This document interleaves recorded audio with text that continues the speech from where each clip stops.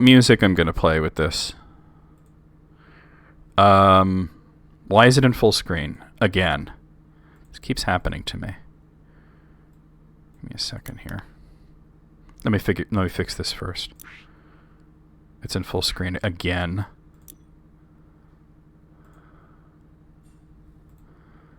Here we are. Here we go. Yeah, East 10 Nordics. Let me get some music going. Let's play some East music. How about that, right?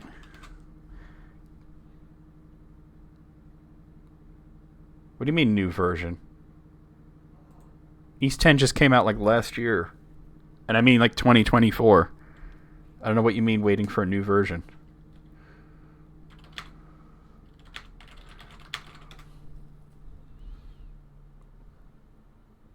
They announced a new version in Japan? Huh? Let me look up and see what you're talking about. Proud Nordics. So wait, so what is Proud Nordics?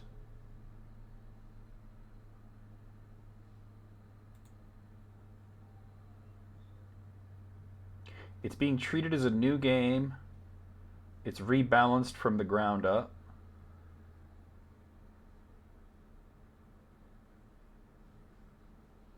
Huh. Wait, so this is like a Persona 5 The Royal situation?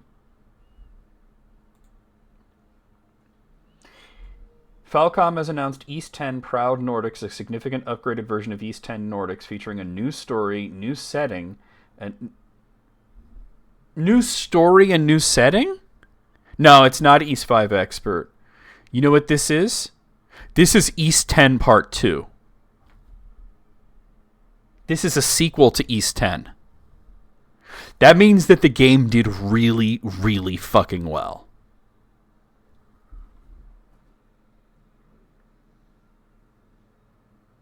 I mean, like, they're saying it's a significantly upgraded version of East 10 Nordics, but it says it features a new story and new settings for adventure.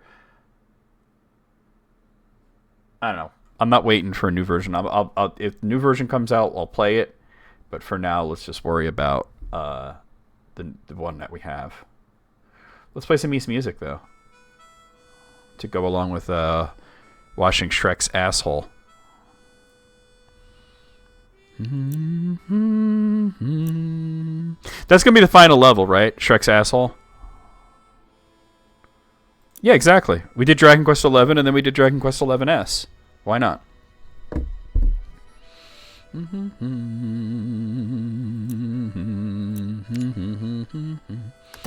I'm going to back off of the triple nozzle since we have plenty of time.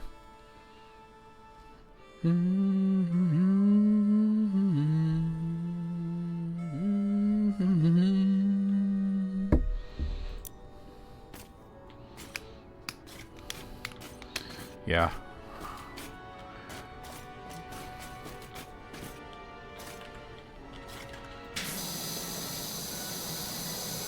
This is way loud. Hold on. PowerWash Sim is way loud. No, I meant to make it less loud, not more loud. There we go.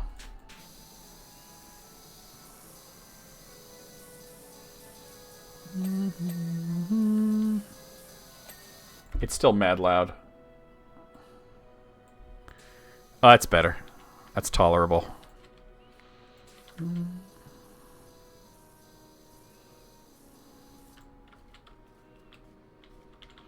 11 Dairy Queen games? I know why there's 11 Dairy Queen games. Because at some point, the Dairy Queen Corporation decided that there had to be more Dairy Queen games than Burger King games. They were not going to be outdone by fucking Burger King. It's a whole, like, fast food royalty revolution thing going on, you know? Because the Dairy Queen and the Burger King got divorced. And they're really pissed at each other.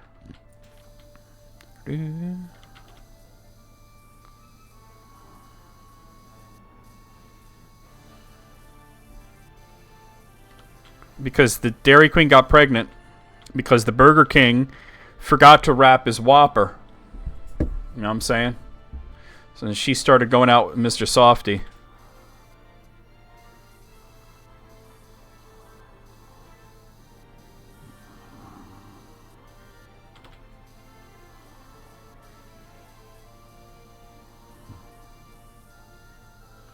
Wheel shaft.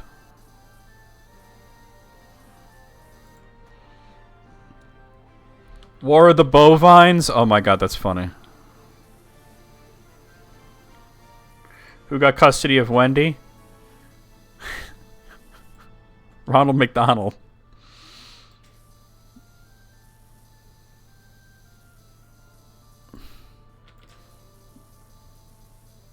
Wendy is an emancipated minor.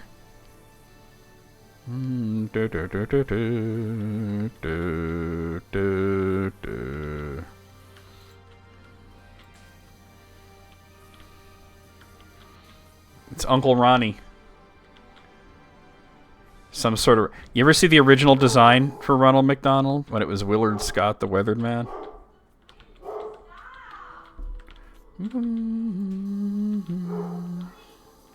Yo, Gunny Weiland. Shaft. And yes, I can stop this thing from moving, but the fact that it's moving is convenient to me right in this moment.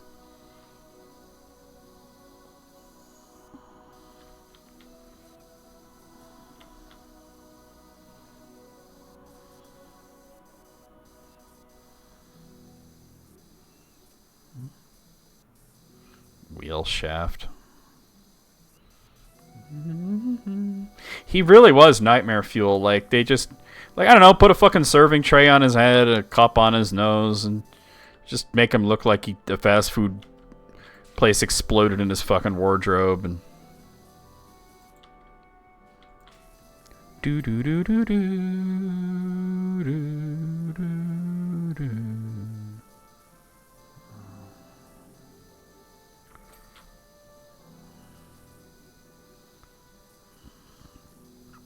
It's just a good thing they didn't stick with that Ronald McDonald design. Shows you a kind of weird dystopia we're living in, that there's like literally like the biggest fucking fast food corporation in the country has a clown for a mascot because they was like, we need to our children to want to come here. You have hamburgers. Children already want to come there. All right, but Andrew, you have a good one.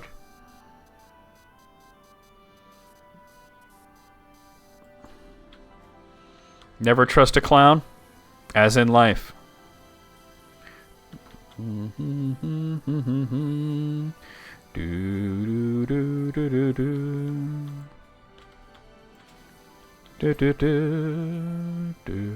Hey, all right.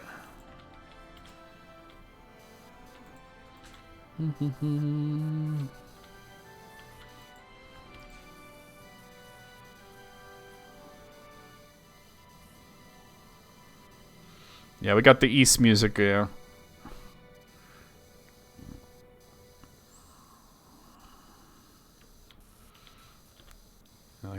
You know, at some point somebody had to ask, well, what did clowns have to do with hamburgers?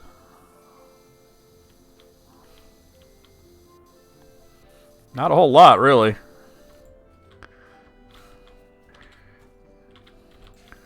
Do do do do do do do do do do do do do ba ba ba ba ba ba ba. The reason they don't use him anymore actually has to do with a lot with the documentary Super Size Me and the backlash that McDonald's faced about marketing specifically to children. They tried to reinvent Ronald as like a fitness ambassador. That he was like, yes, you could eat McDonald's and stay healthy. But, yeah. They don't really use him that much anymore. Do you remember when the Arch Deluxe was a thing and they were like... They had Ronald in, like, nightclubs and shit? Whenever McDonald's tries to market towards adults, it's just so awkward and weirdly sexual. Like, remember when they made the Hamburglar all fucking sexed out? God, Mac Tonight. That... Yeah. I forgot about Mac Tonight.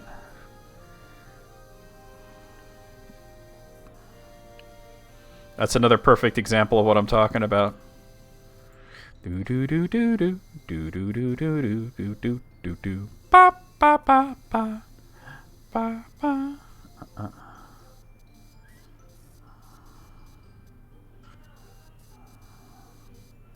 I don't know why Shrek had to like spew his booty juices all over this place, but oh, come on, oh, there we go. Actually, that's not gonna work. Let's do it from here.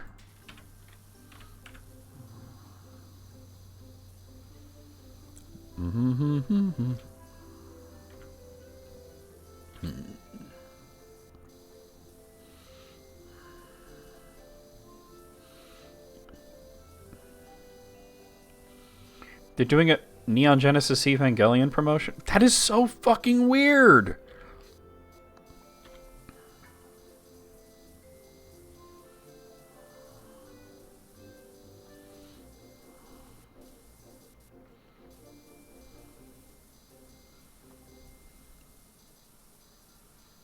That is so weird.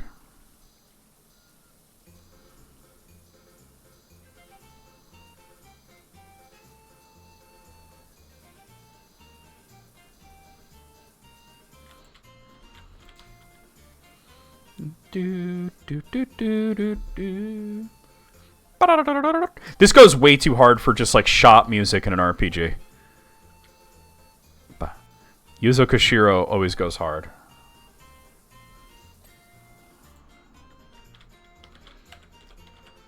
I mean, I don't know. Add the Happy Meal toys from like Batman Returns. That was some weird shit too.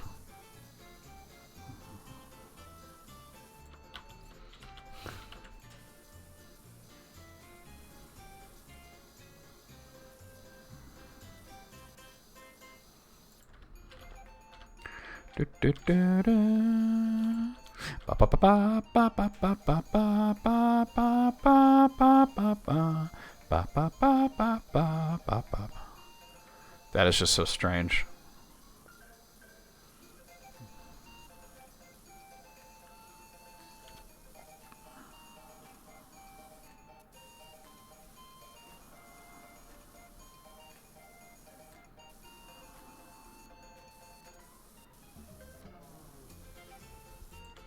McDonald's can't be normal.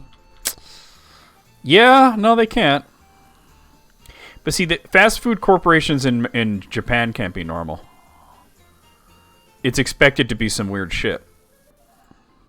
Because I think in Japan they know that fast food is some weird shit.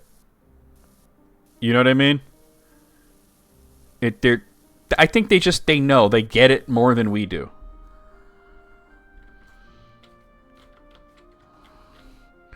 Why try to be normal about it?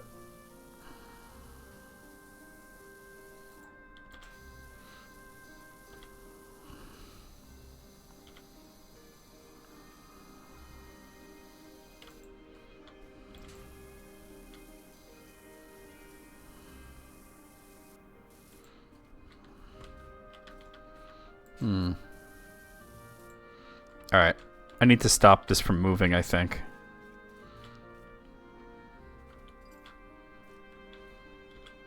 Oh.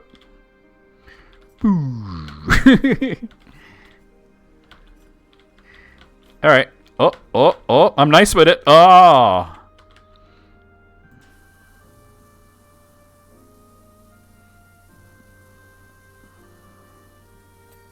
Hey now.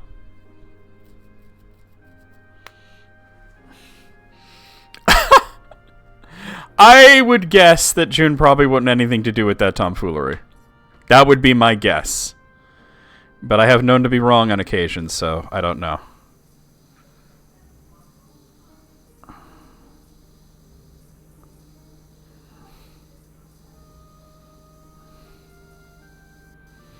That's just a very strange tie-in. You know what I mean? They're just like, kids like giant robots and crushing despair. Get in the Happy Meal, Shinji. Do they even have like Happy Meals in Japan, or are they called something else, I wonder? Yeah, exactly. I think that's one of those things that you look at and you go, huh, neat. But I don't think she would want to have it. Like if someone got it for her, she'd probably be like, oh, cool, you know. But that's as far as it goes. Oh, here we go. Ba-da-da-da. First step towards wars. One of the greatest overworld themes ever. Do, do, do, do, do, do. Can I get it moving now? Yeah, there we go. Yo, this thing moves mad fast.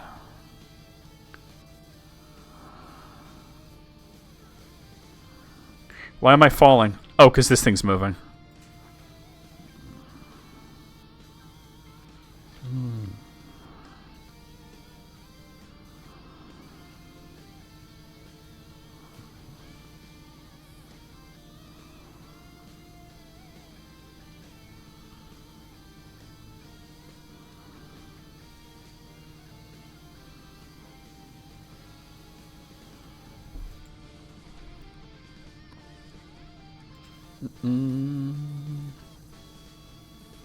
Transformers has never had like a normal crossover, have they? I guarantee you, if you come up with the weirdest Transformers shit that you can think of, I could think of something weirder.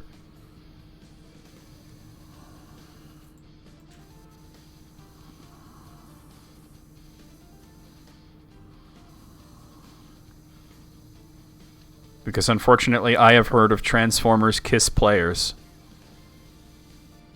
which is a manga series. I said Transformers. That's not Transformers, no, is it? It was a manga series of Transformers in Japan, which the Autobots got their powers from kissing.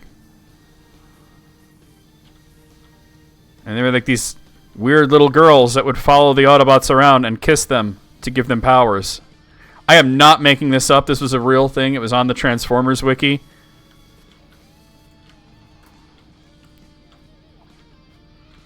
It exists.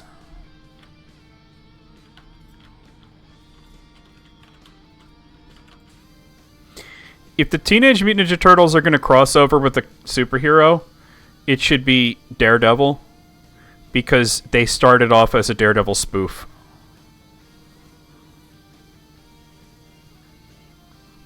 Like, even the Foot Clan is a spoof of The Hand.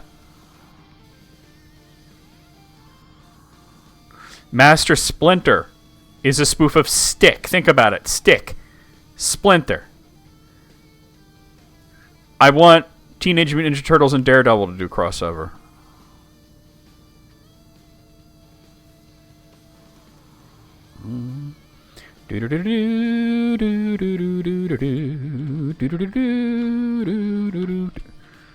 It's so hard to navigate this place.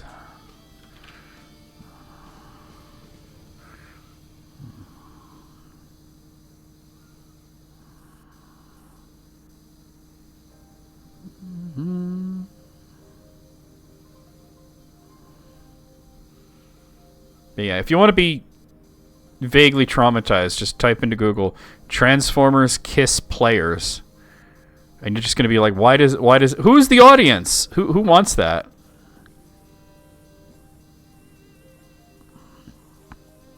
And what's funny is because the Transformers wiki, it's not like Wikipedia or anything. Drake? Okay, fair enough. Diddy, yeah. Because it's not like Wikipedia or anything, so they don't have to take themselves seriously. So they're just, like, the whole time they're just clowning on it. You know, it's like, yes, this was some weird shit. We're not going to pretend that it was not some weird shit.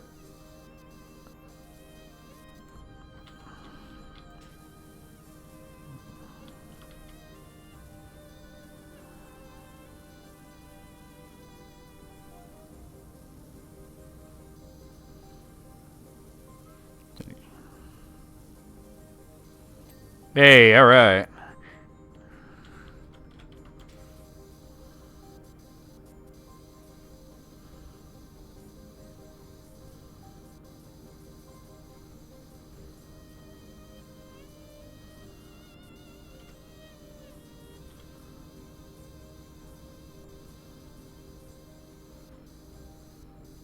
Do, do, do, do.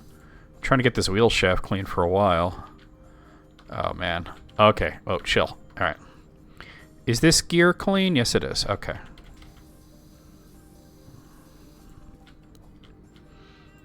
Can I get inside this? Oh, I totally can.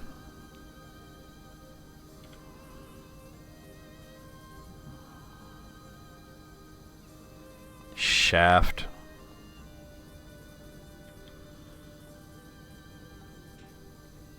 Got it. Okay.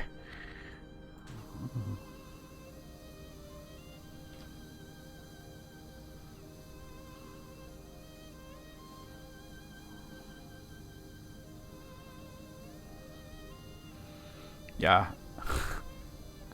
I looked it up. I'm like, oh my god. I think I found out about it from like Cracked. And I was like, this can't be real, right? Like, they had pictures and everything, but, like, this can't be, like, an official product from, like, Hasbro. Yeah, it is. But reading the wiki about it was amazing, because, like, whoever wrote the article was not pretending like it wasn't the weirdest fucking thing ever.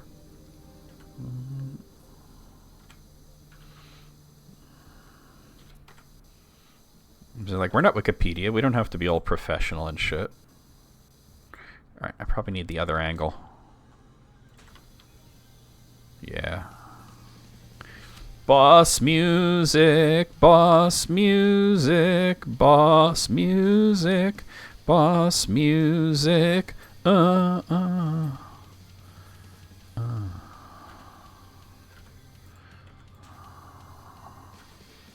Boss music, boss. There, we got it. Okay. How do I get out of here? There we go. Let me stop it. Alright. This is quite an intricate level, huh? I like that, though. Like, do you know, like, the Steam reviews of the Warhammer add-on to this were really kind of shitty? And they were saying, oh, it's hard and it takes a long time. And I'm like, so's your dad. I mean, what? You're complaining that it's a lot of content and then it's not going to be over quick? That you're getting your $8 worth? Excuse me, what? I need to shorten this.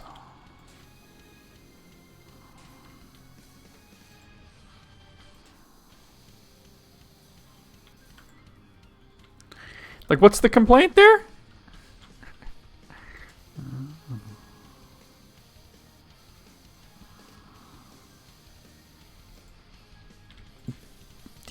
I mean, is that it? Like, you just want it to be over quicker? Like, honestly, every DLC has been really, like, worth the money. Like, okay, the Tomb Raider one was kind of short, right? You know what else? It was free. Just saying. Maybe they don't have friends. Or just, I don't know, maybe they just wanted to buy it and not spend a lot of time playing it. I'm trying to understand this. You're getting like something like the 15th DLC for this game, but you don't want to play it.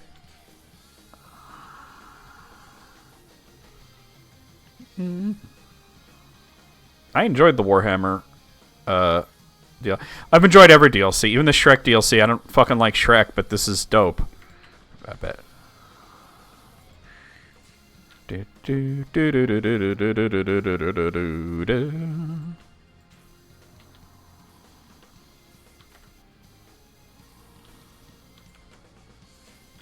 That's all clean, right? Okay. Nope. Use with caution.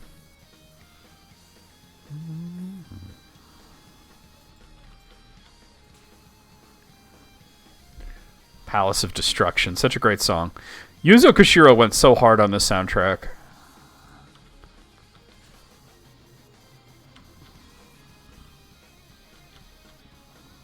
Hey now.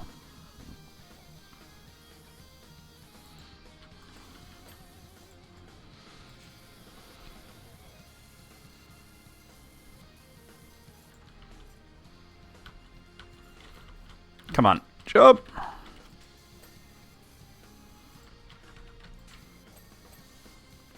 Sweet. Double sweet.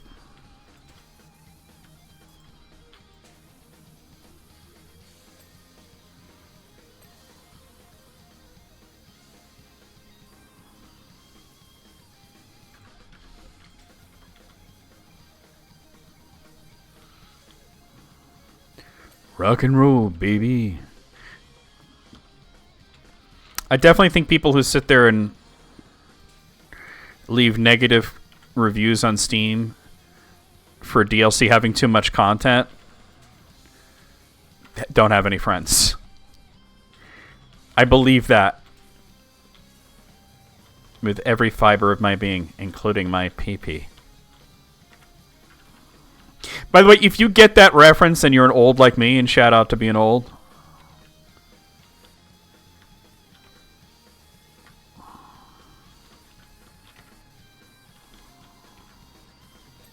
Hey now. Alright. Alright. Let's get the rest of this mess.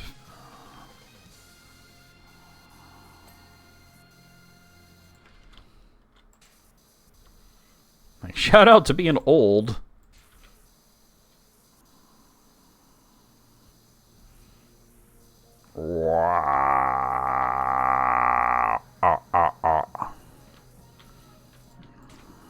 Oh yes, the part of East One that traumatized people.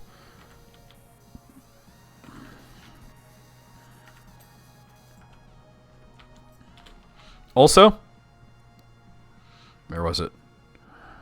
Shaft mount.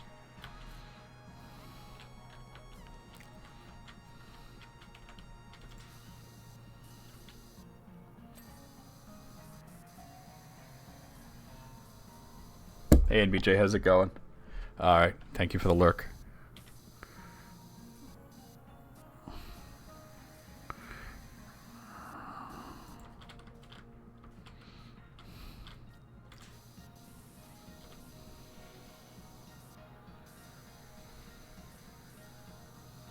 Hey now.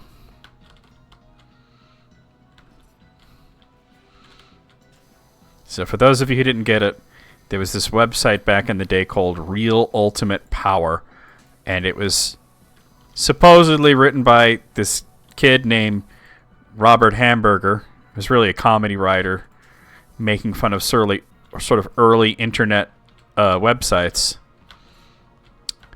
And it was just how he thought ninjas were the coolest thing in the world because they have real ultimate power, and he loves... one of the lines was, "I love ninjas with every inch of my body, including my pee-pee." This is all done, right? Yeah. The website was so popular that they made a book based off of it, the Real Ultimate Power book. My friend Brandon got it for me one year, and it was so fucking funny. I knew there was something left. I still have the book somewhere. I don't know where it is, but I have it somewhere. That shit was so funny. Like, the guy wrote it sort of like as if, you know, this kid Robert Hamburger really wrote it.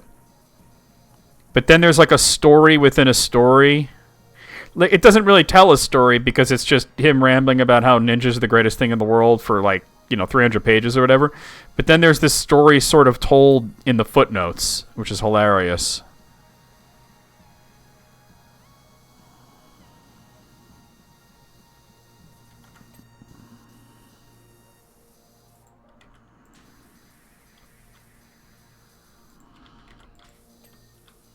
Got it. All right.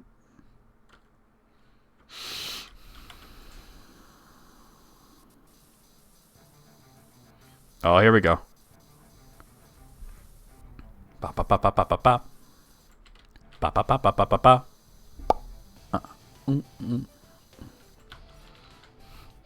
Back when in East games, the final dungeon was the final third of the game.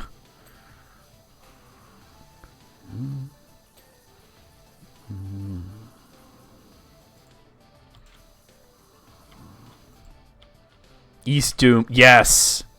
This version of Tower of the Shadow of Death does sound like Doom. You're right. When you write, you're right.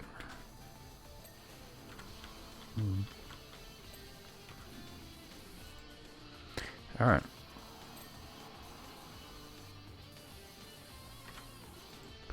All right, sweet. All right, this whole like structure is pretty clean, right? Ba ba ba ba ba ba ba ba ba ba ba ba ba ba. All right, time to work on this fucking thing. It's a centrifuge of some sort. How is that a centrifuge when it's moving at that speed? Can we turn it off? All right. That's the world's slowest centrifuge.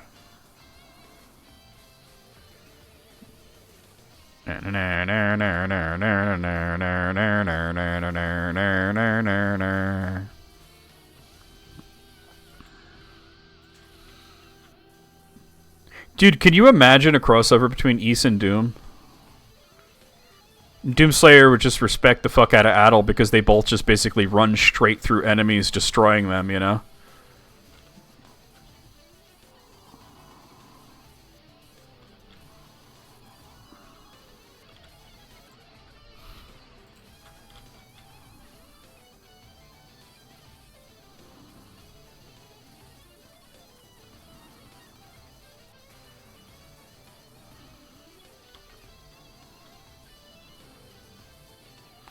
One of these days I gotta find that real Ultimate Power book and like do a dramatic reading from it for you guys. This shit is so fucking funny. There's literally a chapter called How to Commit Seppuku with this Frisbee. And he recommends you only do it if you're super, super pissed. Bump and grind the Cyber Team until it dies, yep. And it involves lubing up a Frisbee with, like, olive oil, folding it in half, and then swallowing it. And then it's like, step 5 is die. It's just like, what? How to commit Sudoku? Admittedly, it was a little before the whole Sudoku craze. Yeah, how to commit Seppuku with a Frisbee. He gives you clear instructions on how to do it.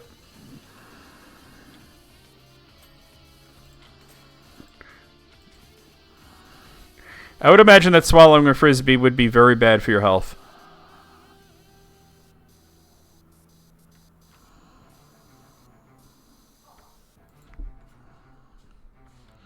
Instructions unclear. Frisbee slipped into another dimension. Well, that's what happens when you try and do it in a Bethesda game. Damn it, Todd Howard.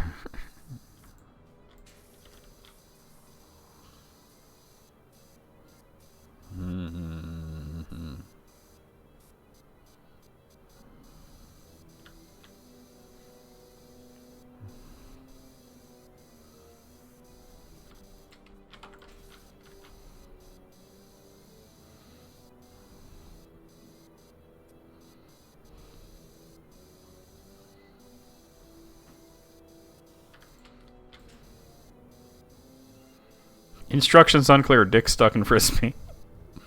Somebody had to say it, and I'm glad it was me. Me, baby, me.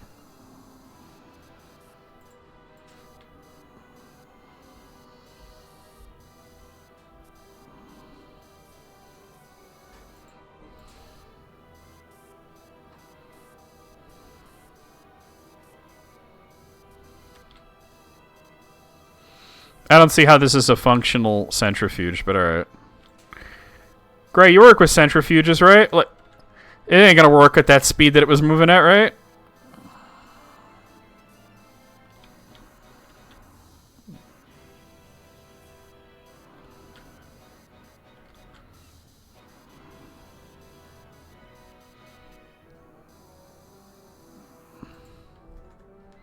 It goes faster in the movie? Oh, you mean Shrek, the movie?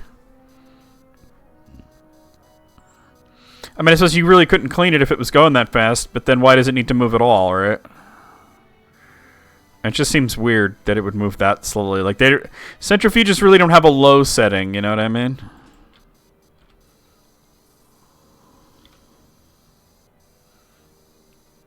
The only time they spin slow is when they're spinning up or down, you know?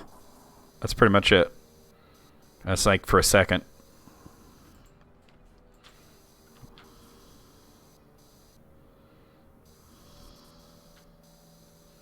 You're gonna clear 60%. We're gonna get them that Shrek lore soon.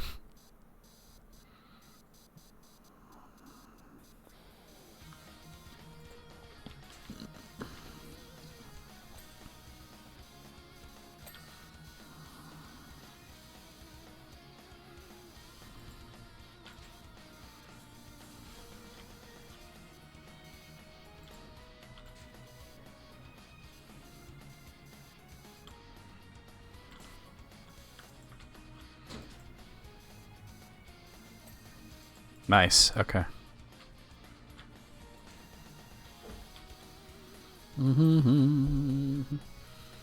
This is the battle against Dark Fact.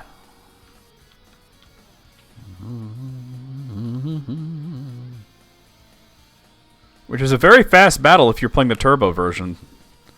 Like, this soundtrack isn't the turbo version, but man, he was easy in that version. Which made up for the vampire bat being almost impossible for some reason.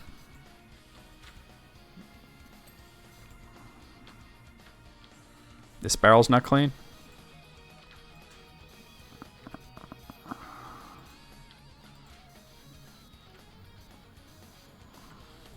I mean, I got all the other ones clean without having to be, like, up higher. Oh, there we go. Okay. The arm is... okay, no matter what, I'm going to have to get on top of this thing.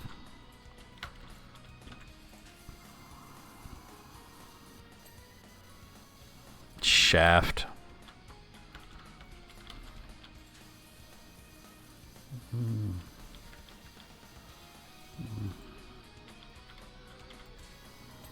Sweet. Also sweet. Wait, what is this? The support thing's not clean? Yep, now it is.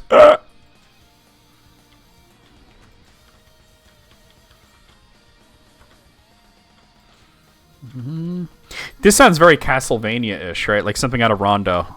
For real. Alright, let's see if I can get up on this thing. Probably have to jump up from this thing. Ba-da. Whoa, there's a part of this that ain't clean.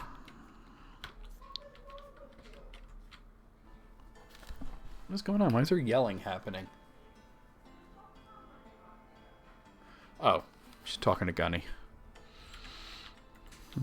There we go. Ba, ba, ba, ba. Oh, God. Alright, I think I can jump to that barrel. Oh, nope, ain't happening. Alright, let me get a ladder then.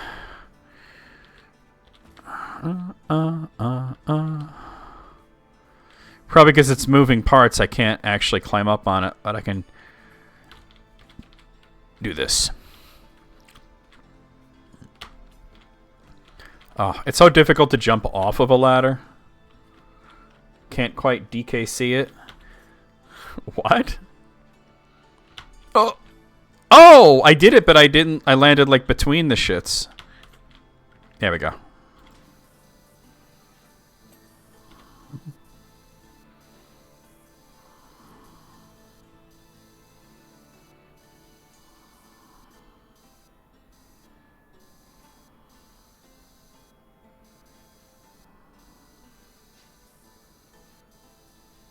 Donkey Schlong Country.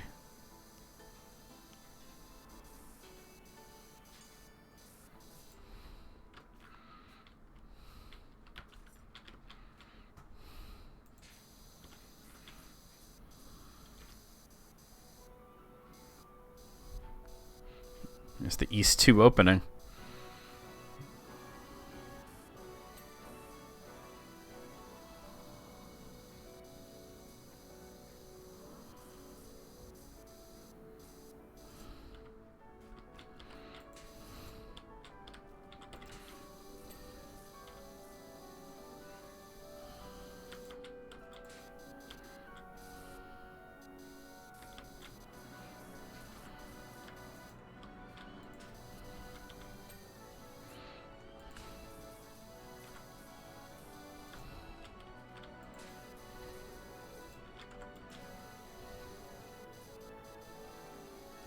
Oh, that one's already clean. Hey, wow, that was very, very forgiving. All right. Pipe. Dirty pipe. I just realized I haven't, like, changed my category or anything. Let me fix that.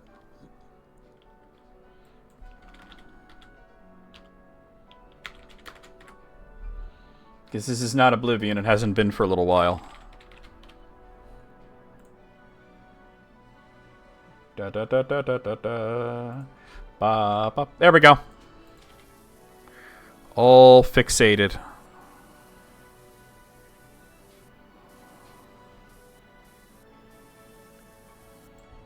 It's on like a legally distinct original ape character. That is great. That, you know what, Alice? That's like a Simpsons joke right there. I could see Bart saying that.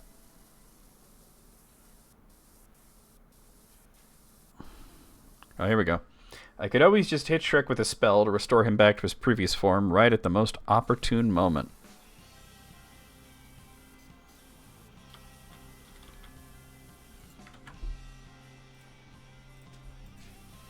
But then in a public space, this might not reflect well on me. Lady, what the fuck are you talking about?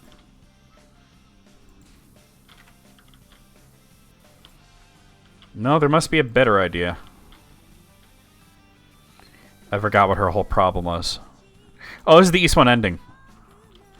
Oh, I did it. I honestly didn't think that would work.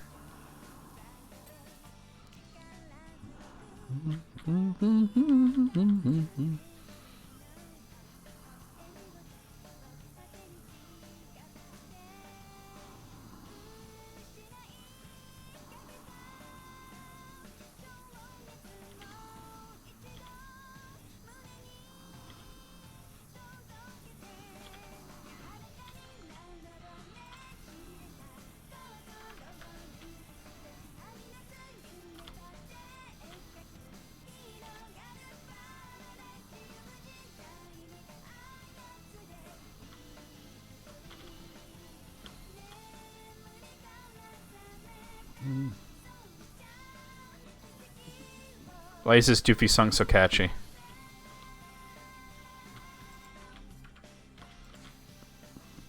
It's like a sitcom intro. Not to a particularly good sitcom either, but...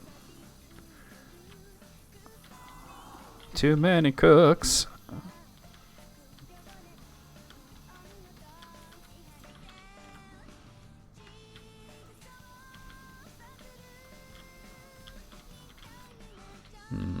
Yeah.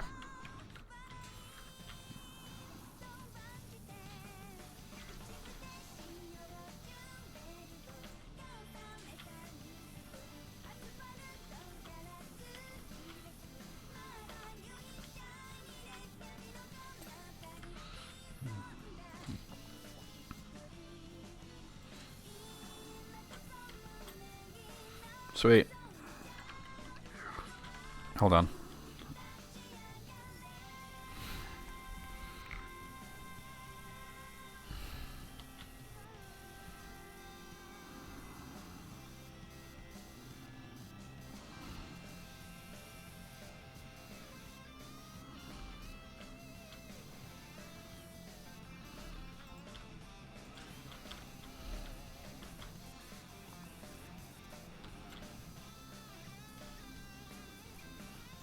Damn, these ladders just sitting everywhere here. They're going to make sure you have enough ladders. Because you don't get scaffolding in this level for reasons. And this level really should have scaffolding. I'm just saying.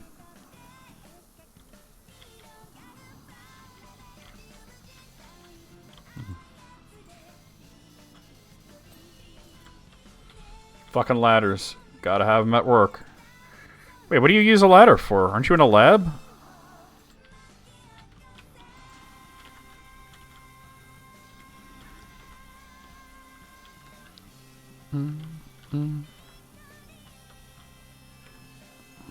Whoever sang this really just did their best.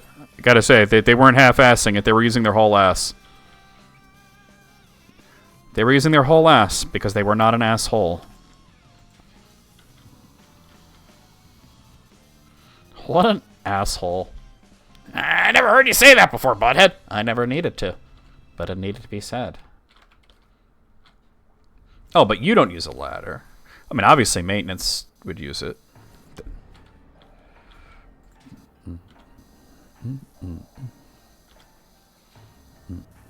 I don't even know what what scene the song is.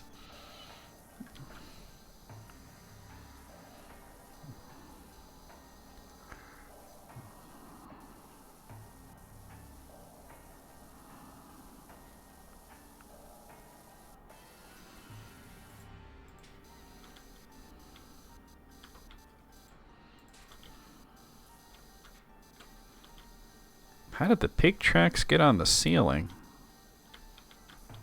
That was another clip I almost used but didn't. From Pokemon Black version.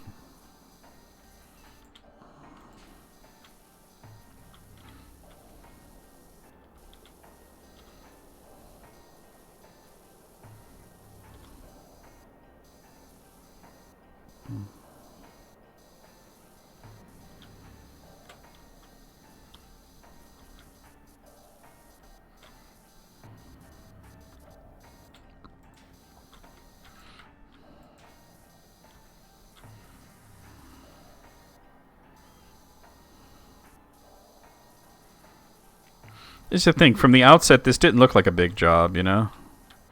Looks can be very deceiving.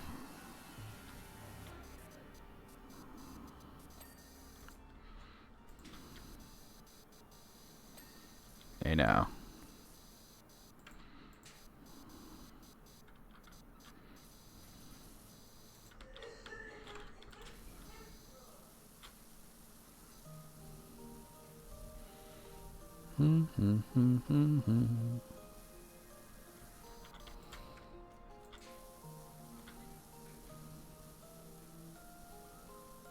Hey now. Super glue? Wait, huh?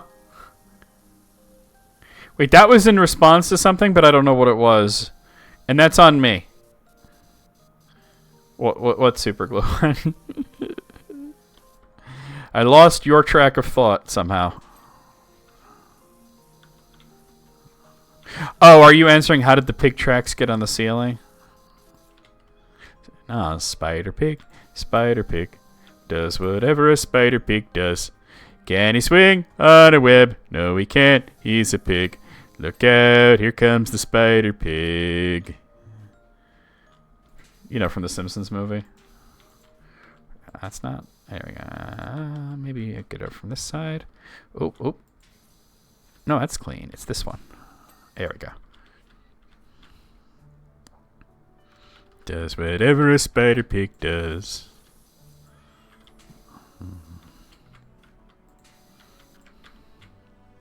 Wait, hold on. Which one is not clean? They're both clean. What's my problem then? No problem. I ain't got no problem. Just checking all the struts. Okay, let's go up here.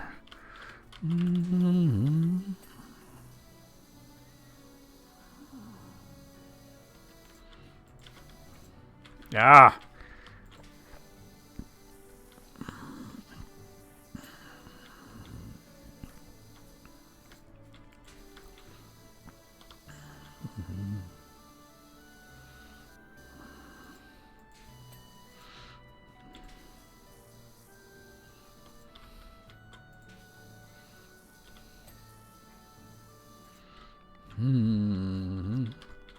Oh yeah, the Simpsons movie was great. I was actually, to be honest, I was a little surprised at how good it was.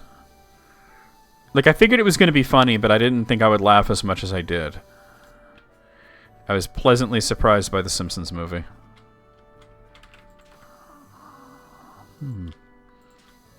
Maybe it's on the outside? Yep, right there. There we go. Okay.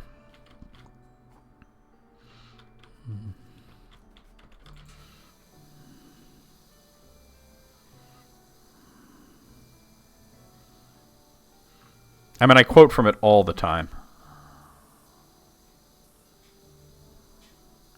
It did. And to be honest, there was a point where I was kind of surprised that... Because there were a few voice actors that got nominated for some pretty big awards for the Simpsons movie. But the one person who I felt deserved it the most, who absolutely got no nominations whatsoever, was Julie Kavner. She perfected the role of Marge Simpson, and it came through perfectly in that movie.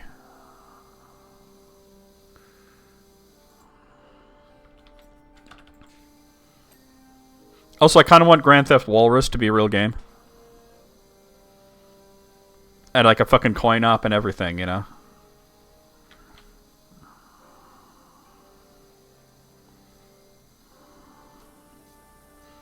Even if it's regional exclusive to Alaska. Welcome to Alaska. Here's $1,000. Finally!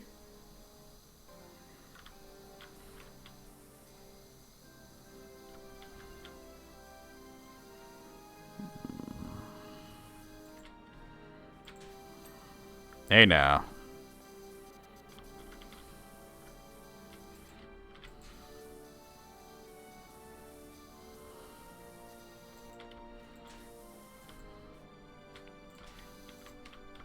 Ah! Like stuck. It's probably like, yeah.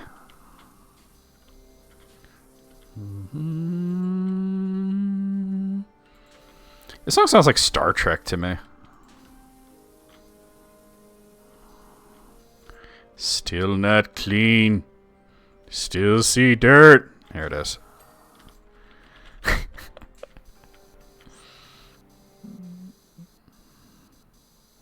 Look, we can't just stop at every...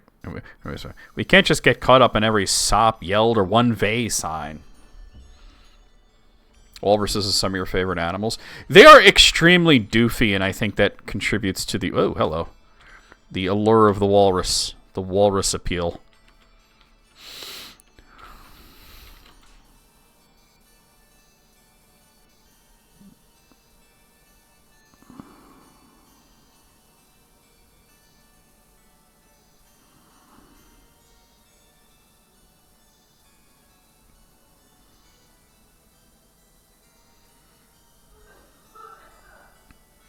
Yeah, they are doofy with the badass side, yeah.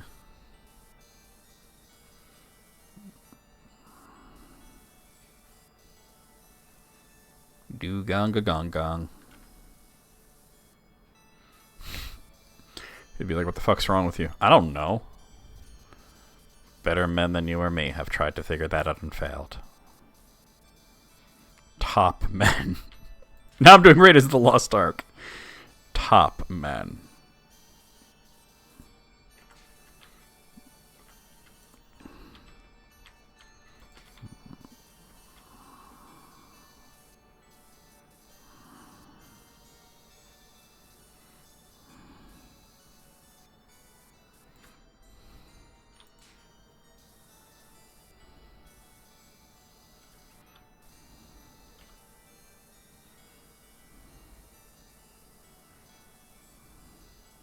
I feel like you could almost reconstruct the entirety of Raiders of the Lost Ark just from Simpsons scenes.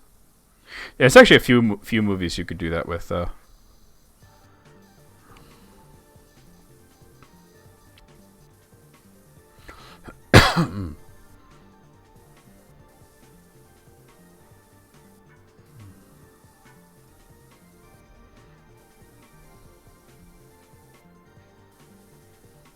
Without the context of it later being a series, Raiders is a very weird movie structurally. I don't know, I think it holds up on its own very well. Almost to the point where I don't necessarily think it needed sequels, although I've enjoyed some of the sequels. Temple of Doom is trash, right? Like, I didn't like that one. But Last Crusade was good. Crystal Skull was...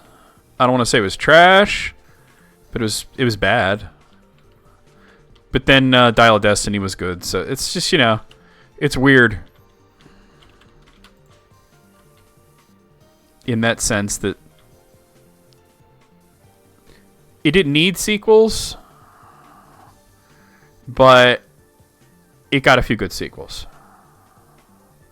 Oh, you mean how it's a take on old serials? Oh, absolutely, yeah.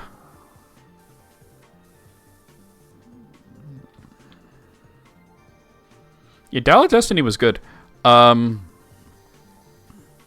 way better farewell to the character, if it is indeed a farewell to the character, because who knows, than Crystal Skull was. You haven't seen Dial yet? I recommend it. It was good. It was decent. I enjoyed it.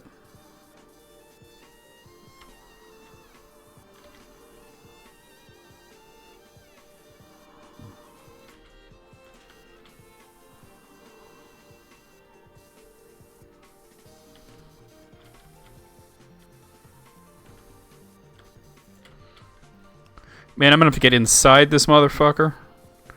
Pause that. Get inside your mom. Alright.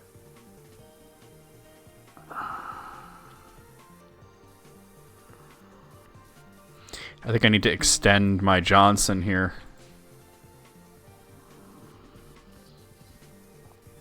The funniest part about watching the Dial of Destiny, I was watching with Mom, and she's like, they kept saying Syracuse, and I kept thinking Syracuse, New York, and I'm like, no, like Syracuse, Greece. She's like, I didn't know there was a Syracuse, Greece, and I'm just like, oh my land.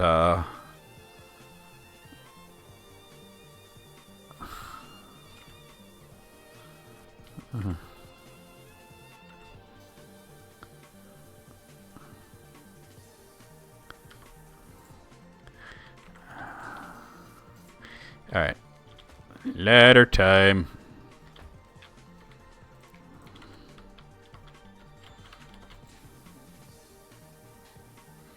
That interior.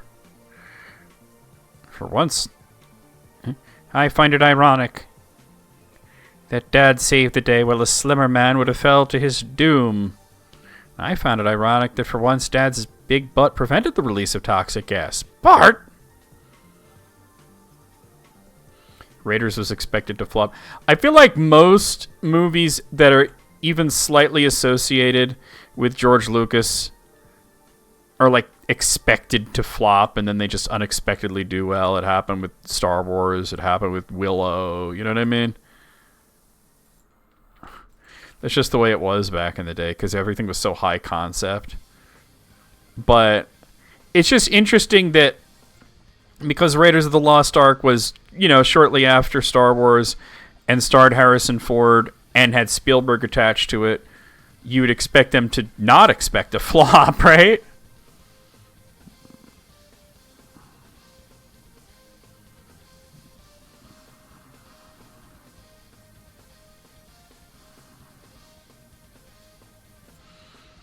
The freaking shiny sparkles are like fucking me up here.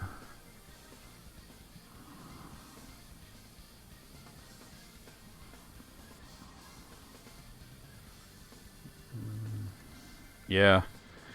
I mean, it's a damn good movie. I honestly think that it... Not only is Raiders of the Lost Ark a great movie, but it is culturally important.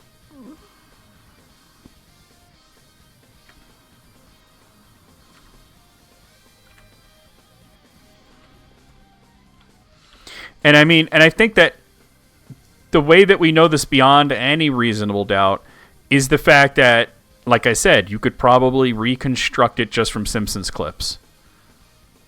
The fact that that's even a thought that I would have tells you that it's just so ingrained in our culture. All right, almost done with the vat interior. There we go. Bop, bop. All right, the exterior, obviously we have some issues here. I'm sorry, the kiln. The rim, the exterior. The rim and the exterior are two different things. All right. I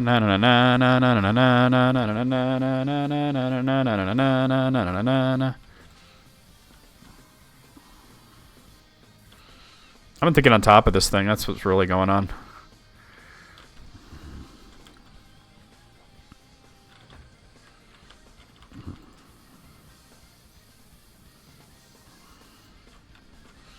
Get on top of your mom! Alright, here we go. Whoa. She's a dirty hoe.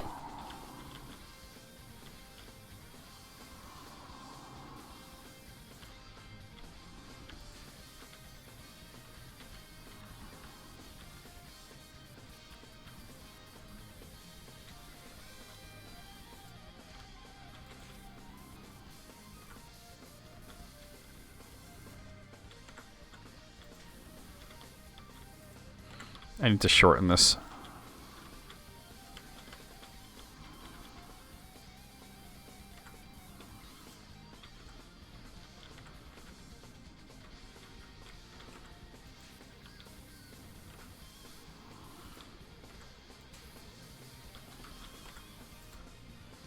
What on this rim is not clean? Oh, I see.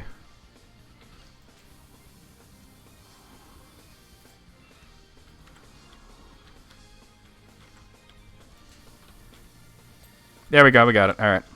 Oh, I fell. What won that year? Do you know? Ah, I hate that that's almost... I can almost get up there.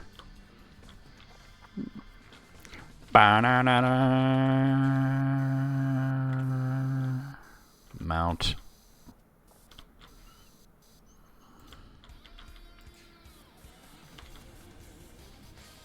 Chariots of Fire. Yeah.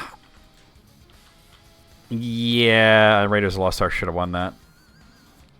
Let me get another ladder. This is kind of what will help.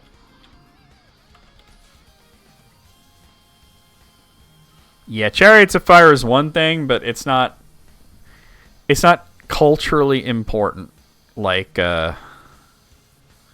Raiders is. I need more height than this. Ba-ba-ba-ba.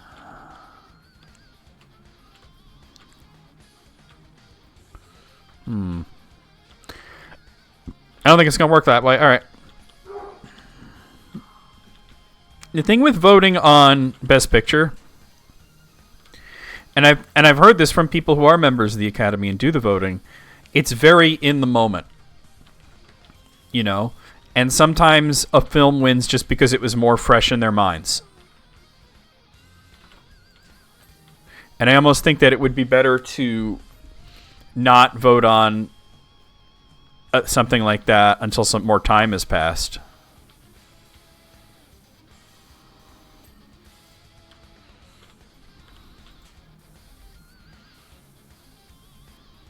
Yep, absolutely. It was having to do with when Shakespeare in Love won Best Picture. And Shakespeare in Love was a good film, but it did not deserve to win Best Picture in a year that Saving Private Ryan came out. And, you know, there were people who, you know, had voted for Shakespeare in Love who, you know, did these anonymous interviews where they basically said that it was more fresh in their mind. That because Saving Private Ryan had come out so much earlier in the year, they were so disconnected from the emotional impact of it. And it makes me like realize, like, whoa, you mean they're saying that they don't review the films? That they don't just sit there and watch them all again before they vote? That's wild. They're just going off memory? That seems like such an ass way of doing it.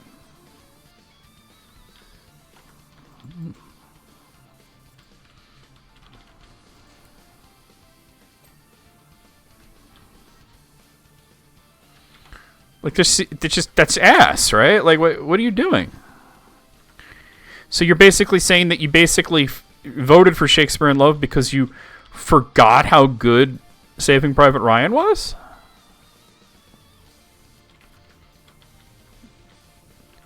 That's just insanity to me. Like, I can't imagine being like that.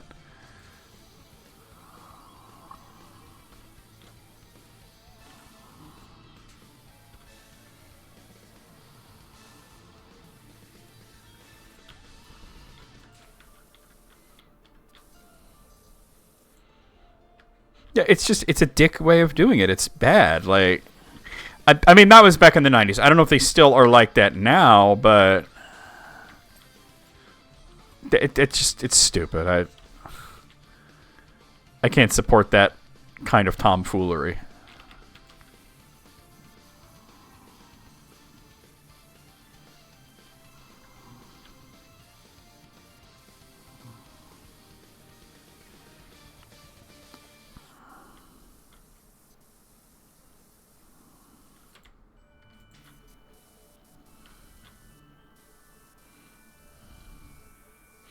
You think this is bad?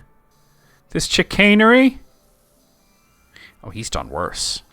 He defecated through a sunroof!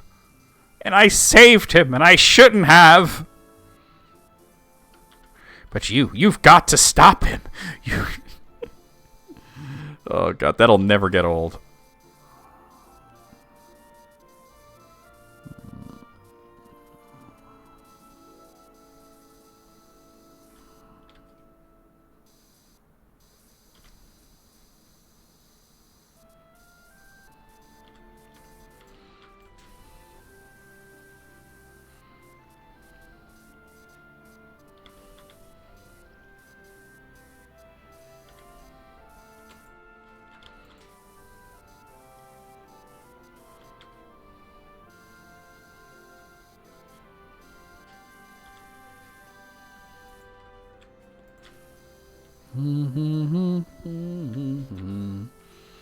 This is so weird because this is the town theme, like the first town theme from East 2, and the name of the song is Too Full of Love.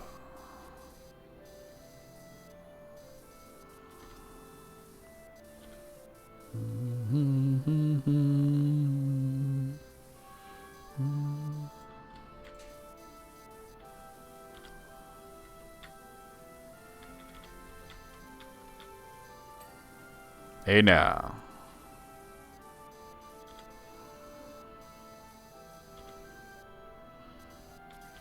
At least you're not all out of love.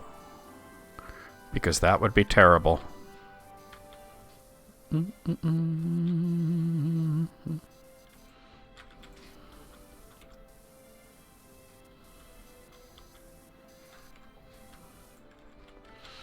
Did you know there's a subreddit dedicated just to chicanery jokes?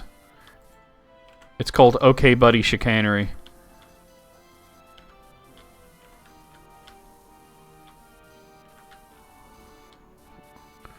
It's pretty crazy. Alright.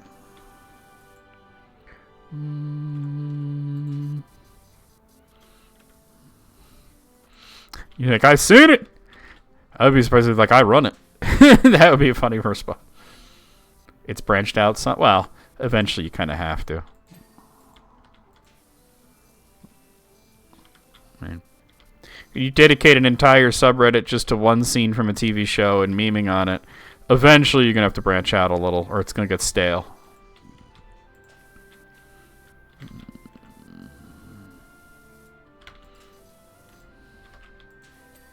Hey now. So it's just the wheel itself. Can I jump on this? Yes, I kind of can. Oh, there we go. Well, I was using the short one this whole time. It's okay, it worked out. Switched over to the Long Johnson. Forrest Gump winning against Pulp Fiction, I feel, was... Obviously, it's an error, but I feel like there's a logic to the error. Not a logic that I agree with, but I'm just saying that I feel like...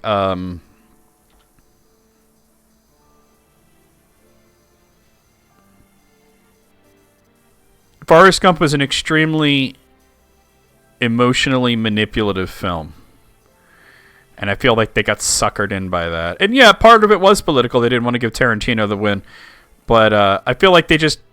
Because they could have given it to any film that wasn't Pulp Fiction then. The specific choice of Forrest Gump to me makes me think that, yeah, they were just snookered in by... and I'm not saying that it was a bad film. But a film that used very obvious tricks to elicit the response that it got.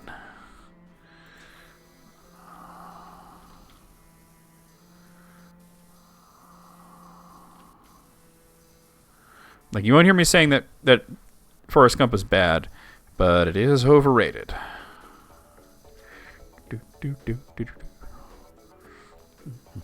That's some shop music right here.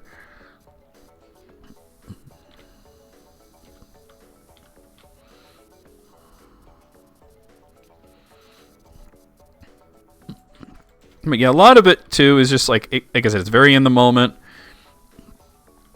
and it shouldn't be in the moment. There should be review time.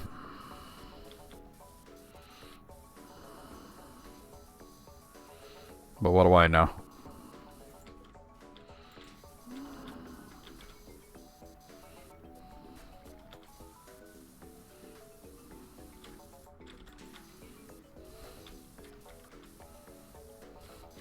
Do you remember when they gave that Emmy to Ving Rhames and then he knew he didn't deserve it? That was pretty wild. Because even I was saying like Jack Lemmon was going to win that year, and then like they announced Ving Rhames, and I'm like, man, he's a good actor, but that's just, no. And then he asks if Jack Lemmon is there and hands him the fucking award, and he's trying not to take it, and I was like, damn, he knew that Jack Lemmon deserved that award.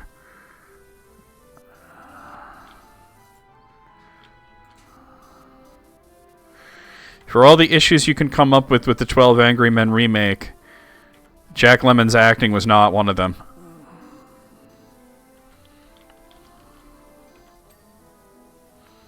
Tony Danza was a problem. Right? He was a major fucking problem. Mostly because he showed up and played Tony Danza, which is terrible.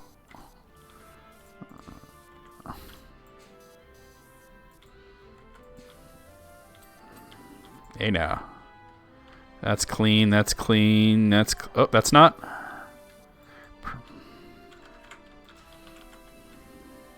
There we go.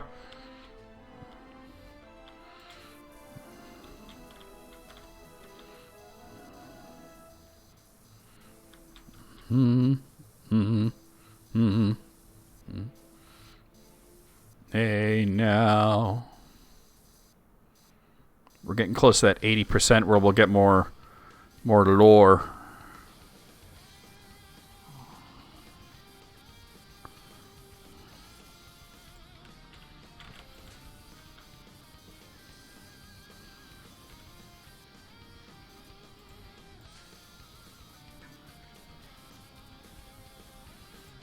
A Shrek lore that goes deep. Yeah. For anybody who's wondering, me and Gray are both joking. Shrek is not very deep.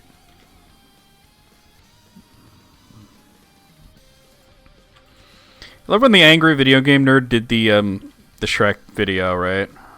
Deeper than Tumblr? Oh damn. And the conclusion was, yeah, Shrek was not actually good as a movie, and that the people who were completely obsessed with it are fucking weird.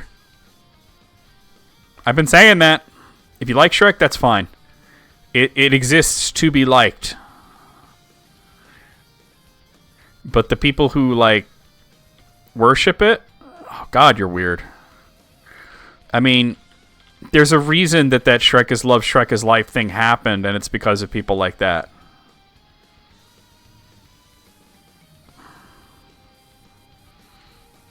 And I think we could all agree that if the Shrek is Love, Shrek is Life thing never happened, things would be better, right? Like, that's something that we could definitely have done without.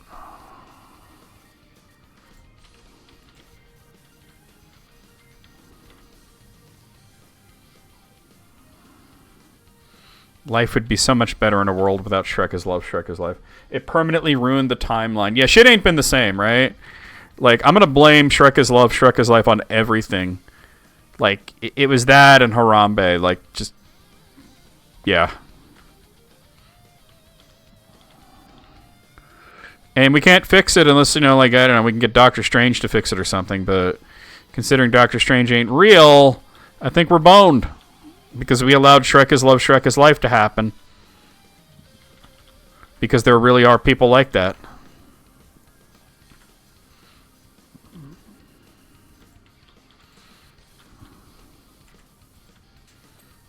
Okay. Oh, excuse you. Way to jump, dude. Oh my god. Come on. Get on there. There we go.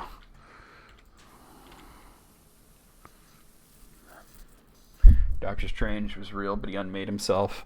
Oh my god. You're saying that there was a point that Doctor Strange, listen to me. Doctor Strange was real, but then he pieced out of reality because of that. He was like, you know what? Fuck it. From now on, I'm fictional, bitch. Backdated to the 1960s.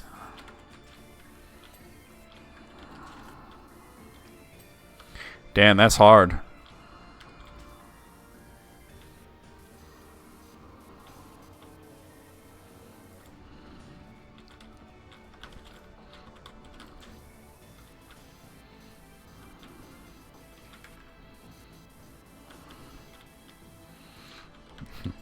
He said, fuck this mess. I'm gonna become fictional. I'm gonna give myself amnesia and call myself Benedict Cumberbatch and then play myself in a few movies.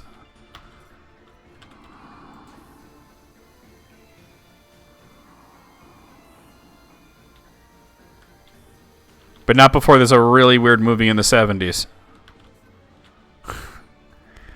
Alright.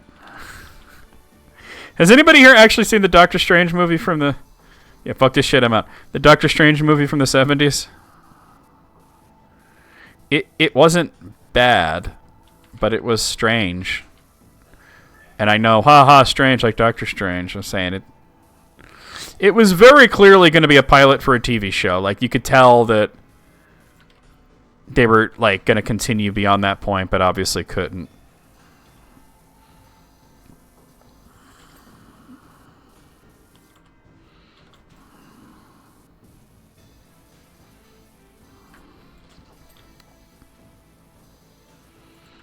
Probably gotta... Yeah.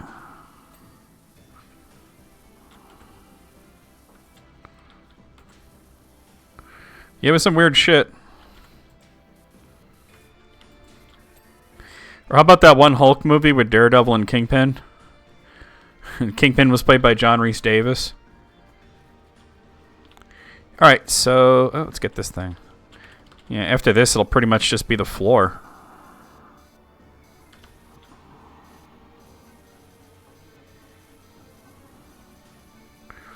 I need to seize the initiative. Seize these nuts.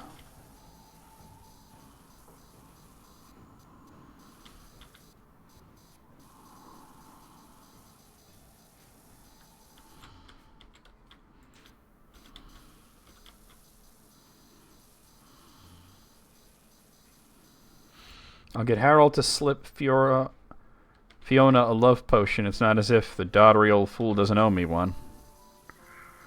Then I'll let my wonderful son do what he does best. Charming by name.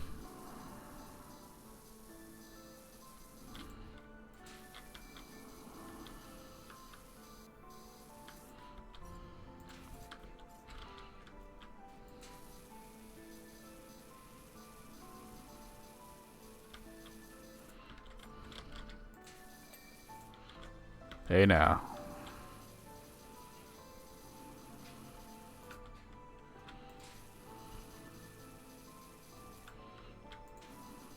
Remember somebody made like a fake 1970s Avengers trailer using clips from like the 70s Marvel adaptations for like, you know, like Captain America and Doctor Strange and the Hulk and Thor and Daredevil and all that. There was even somehow an Iron Man even there. I'm not sure what the clips were from for Iron Man. But there was somehow an Iron Man in there.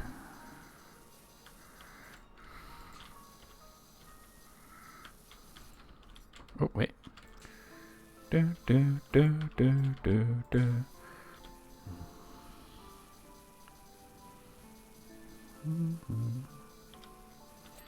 Hey now. Alright, so unless I'm horribly mistaken, it's pretty much just the fucking floor at this point, right? And I think for this, I will go ahead and take the nuclear option.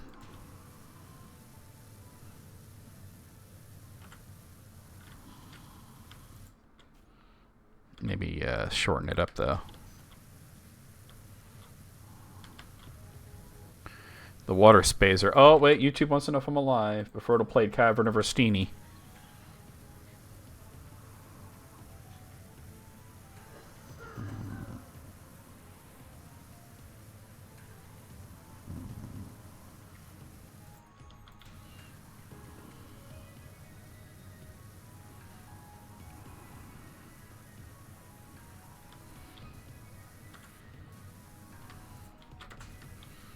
Get this path cleaned. Oh, I gotta get this out of here. Where can I stick this other than up my ass? In your mom. Oh! The Rastini song always reminded me of Metroid, which is interesting because there's a lot of overlap in the sound design of Metroid and Ys. A lot of people have noticed that the item get is very similar, you know, na, na, na, na, na, na, you know that. And people wonder which came first, and the answer is Ys. People say, well, Metroid 1 came up before Ys 1. Yes! That is true. Metroid 1 had a different item jingle. The one that we're familiar with was from Metroid 2.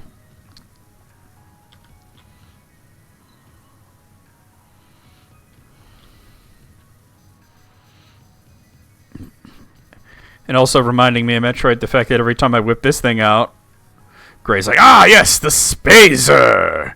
I know Gray doesn't sound like that, but I like to imagine that he does, you know? Gentlemen, behold, water Spazer! And he just starts shooting everybody with the water, and they're like, oh, garble. Ah, yes!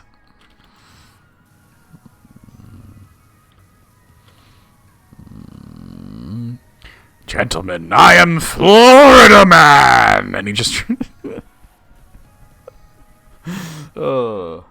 Gray has become... Exactly. Gray has become Dr. Weird. Why not? It isn't different at all, is it, Steve?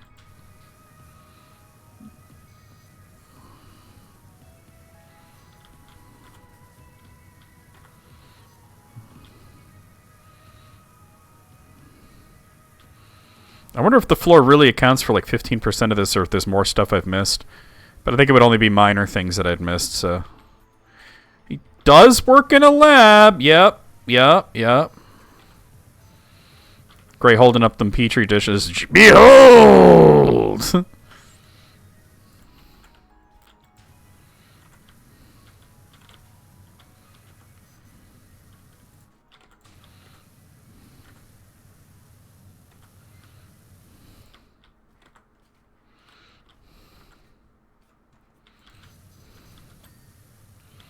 Sweet.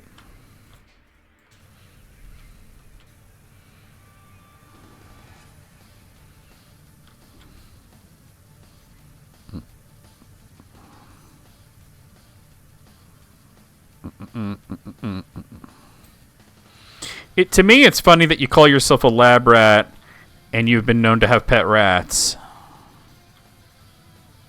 That to me is funny.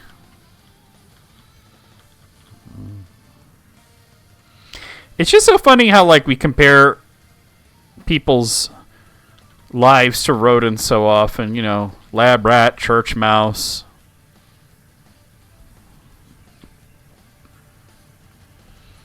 I got copyrighted on a lot of the PowerWash videos. So I think we don't need music because it's going to be two of us talking instead of just one person. You know what I mean? I have thought of that, but I got a rat race. Yeah, exactly. That's another good one. Rat in a trap, rat in a maze. Late mouse gets the cheese. There's a lot of rodent-based metaphors out there. Yeah, I was thinking about that, but I think it's co-op and we'll both be talking. We won't necessarily need music. Or I'll come up with some idea, right?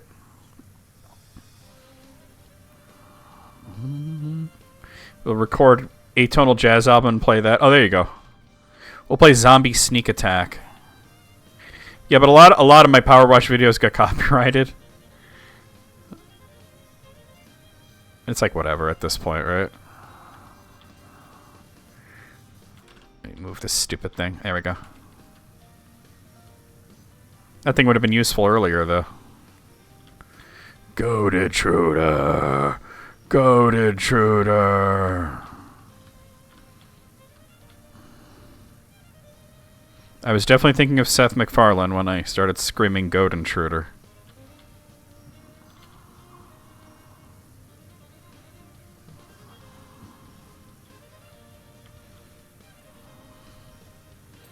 There we go.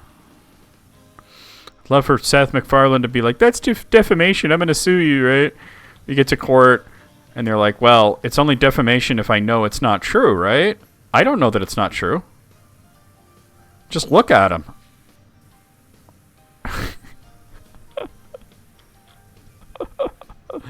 Oh.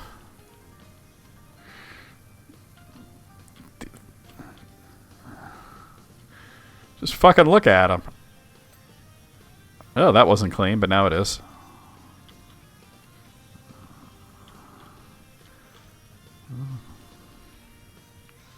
Like, I'm sure there's a few things that I've missed here and there, but We'll figure that out once we're done with the floors.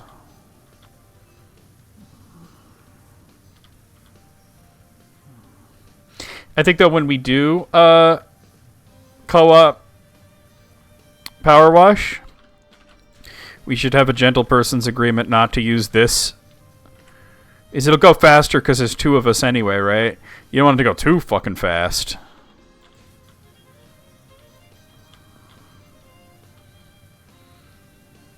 Maybe only on certain levels, you know? I don't know. But I think we should avoid it when possible.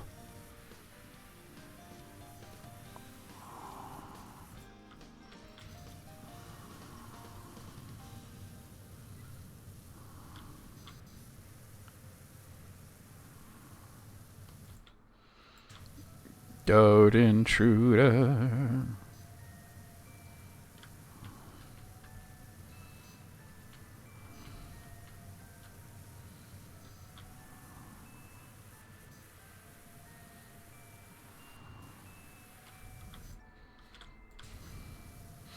Yeah, I mean, because it's going to go twice as fast anyway.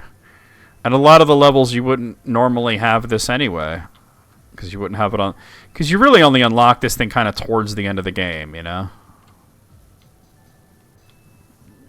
How many of the DLCs do you have? Like, obviously you would have Final Fantasy and Tomb Raider, but I'm just curious. I mean, they're still fucking adding content, both paid and free.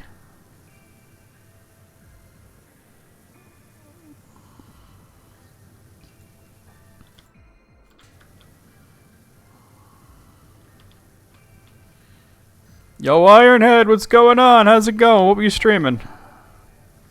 Happy New Year to you too as well. How you doing? We finished Oblivion, so I'm washing Shrek's asshole. Well, we're gearing up to wash Shrek's asshole. Imagine coming into a stream, that's the first thing you hear. Oh, wait, excuse me, what? He has 3 assholes, that's why I'm using this tool. Oh, okay, well that makes sense.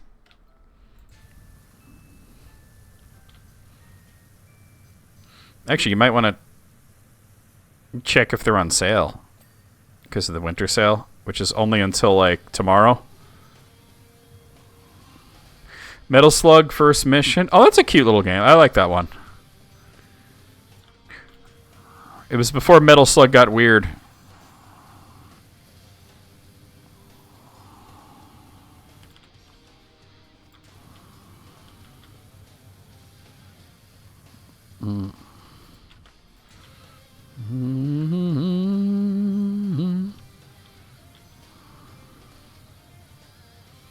Whenever I get near this thing, the sparkles in the air kind of fuck me up. Oh, you don't own it on Steam, you have it through Microsoft? Well, I would ask, can we do it co-op if you don't have it through Steam? But I know you've done co-op with EB, so that's not going to be a problem.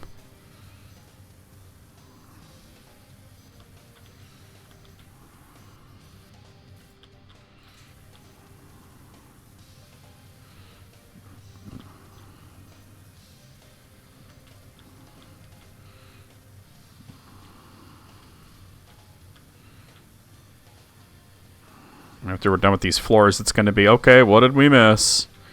What are all the weird moving parts that we missed? Every level in the Shrek DLC has been, oh, this doesn't seem so big, and then it really is really big. That's what Fiona said, right? Doesn't seem so big, Shrek. Oh, it's bigger than I thought. Now, earlier I said Fiora because I had Xenoblade on the mind. Mednafen plays Neo Geo Pocket Color really well.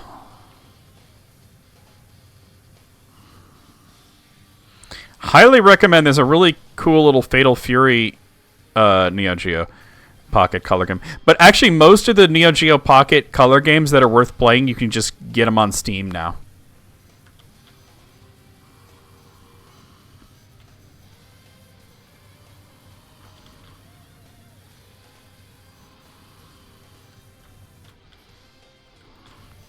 Yeah, Fatal Fury. King of Fighters was also good. Samurai Showdown, not so much. Last Blade was good. But my favorite out of the Neo Geo Pocket Color fighting games is definitely Fatal Fury.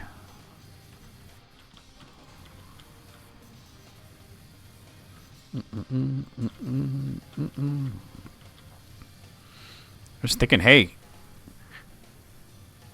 God, Xenoblade Chronicles Cross Definitive Edition is going to come out in March. I can't wait to play that.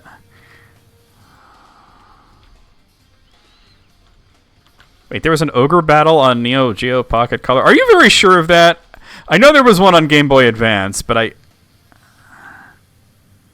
God, I'm going to have to look up my old Clearing Confusion.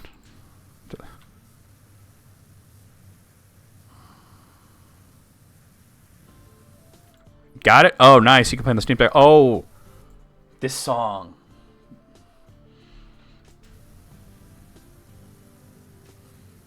I remember there being Game Boy Ogre battles. I don't remember there being Neo Geo Pocket Color.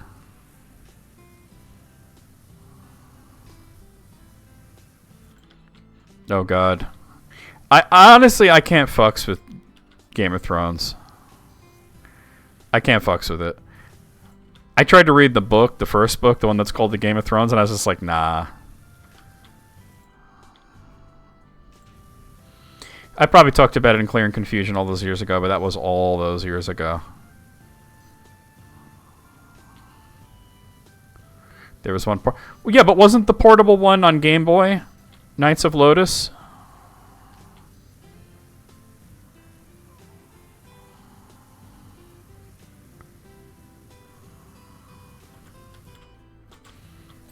Hey.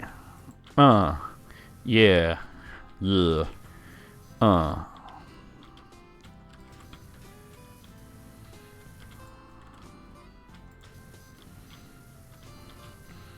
This feels like this should be the end. I'm at 99% and everything, but there's definitely like little pieces somewhere that I missed. Because the thing hasn't come up on the side, you know, when you have like less than 4 things. Okay, but you realize they're the same series, right? Tactics Ogre and Ogre Battle are the same series.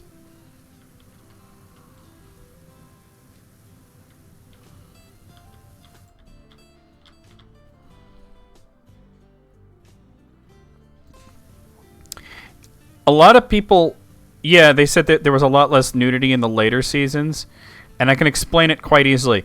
They didn't need nudity. They already hooked everybody in. Because, honestly, like, at first, that was, like, one of the draws. It was like, this is the show with all the tits. I remember reading a thing about somebody wanted to have, like, loud sex with his girlfriend, but didn't want the neighbors to know they were having loud sex, so they would just play the Game of Thrones theme song and then just start fucking. Like, imagine being that neighbor and you're just like, damn, they just really they get right down to it in that show. The theme song and then boom, sex. Oh, don't do that. All right. Let's see what we've missed along the way. I need to bring up the thing. All right, the centrifuge driving belt shaft is not completely clean. All right, there's the centrifuge. Where's this central belt shaft? That's shaft support. That's the rotor shaft. Oh, there it is. Okay, that's done. All right. Here we go. Generator wheel spokes. One of the wheel spokes on the generator. Which generator? This one. The first one I cleaned. Bop. I love this. Palace of Solomon. This is such a great song. Yes, I'm aware of the gameplay differences, but they're the same series. You know what I'm saying? Like, just that's like saying that Final Fantasy and Final Fantasy Tactics, you know? There's different gameplay styles. Pixie Dust Extractor Tray. Wouldn't that be somewhere over here? Pixie Dust Extractor Tray. There's the extractor tank. Extractor base. Oh, wait, here it is. This thing. Got it. Okay.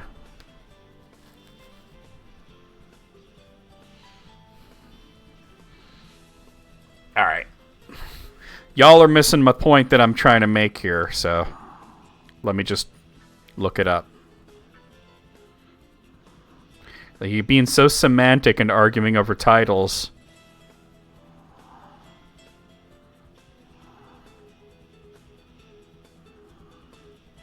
Alright, I have the Ogre Battle series here.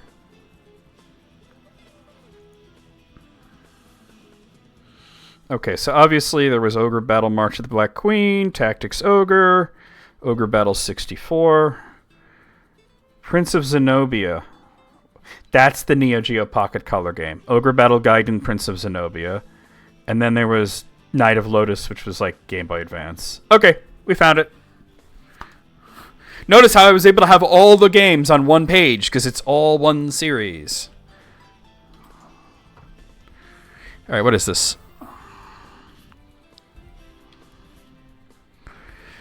Potion machine tubes. 2 of them are not clean. Which was the potion machine?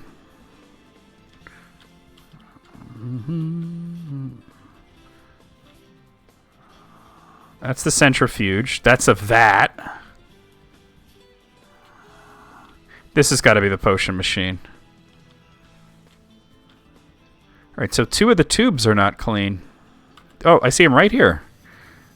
Boom, clean, clean. And the very last thing is running wheel platform posts, one of them. Right there, look. How'd I miss that?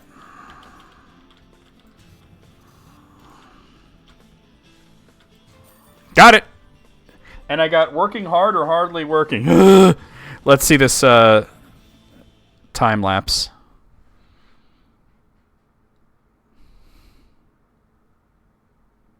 What was that flashing lights? Oh, it happened again. Look at that. Excellent work. Now it's time to do some cleaning. There's one large and particularly unsightful green stain that I'd like to remove once and for all, right after I've taken Prince Charming to fry our fat boys for his medieval meal. It comes with a toy battle axe, apparently. Oh, my God. All right, so it's like one more level, right? The Dragon's Lair. All right, this is from Donkey. Washalot, you're like a walking fountain of youth. Just looking at you adds years to my life. Say, how long do donkeys live for anyways? Wait, am I gonna... Focus, Donkey. Now everything's settled down. We're taking the kids off to see the world. All of it. Every last waffle. What? Then a brainwave hit me like a huge golden nugget. While we're away, why don't we rent out the pad on Lair B&B? I hate this. Top up the reserves, help us to sleep extra tight at night. Now, doggies and dragons are relatively clean animals, but this place ain't currently fit for habitation. I know you're the one to bring that sparkle back. I hate your humor. Lair B&B? Fuck off. That doesn't even make sense, because B&B stands for bread and breakfast. You will make the twilight sparkle? I will make the twilight dumbass. This is... Oh, my God. This is where Smaug sat. We don't want dumbass back, you're right. You... God, this is a big one. Alright, let's...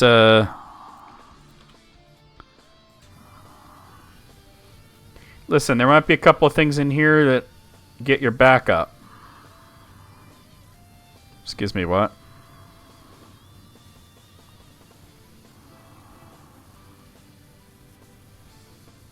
Let me just put your mind straight on them. On those.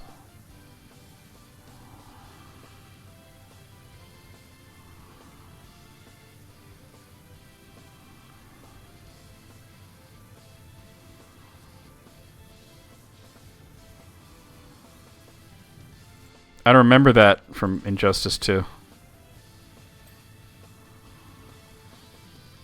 I'm going to set you straight on that once you reach 20% of the level.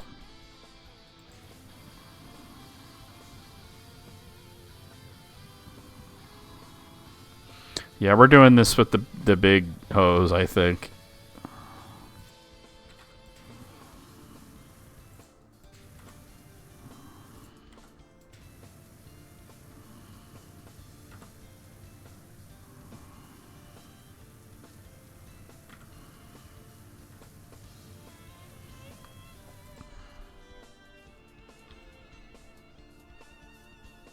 You're refusing to go to sleep because you feel like you're so close to finishing?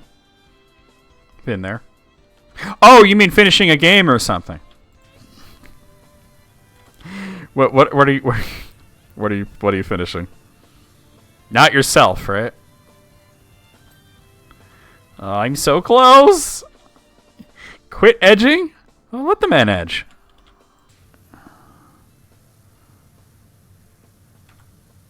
Alright, hold on. Let me shorten this up a bit. Organizing poetry and getting ready for YouTube. Wait, what happens at YouTube? What do you need to get ready for?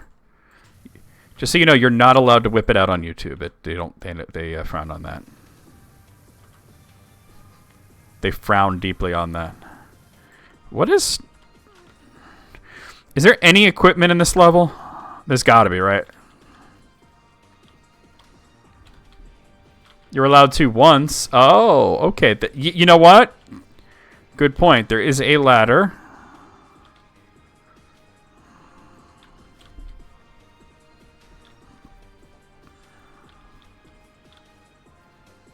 There's a step ladder.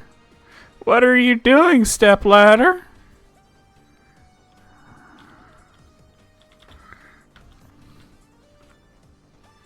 And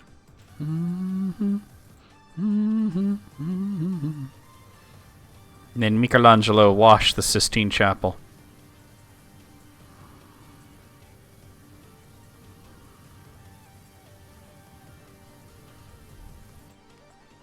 We don't ask the stepladder what it's doing. Just lie back and think of England?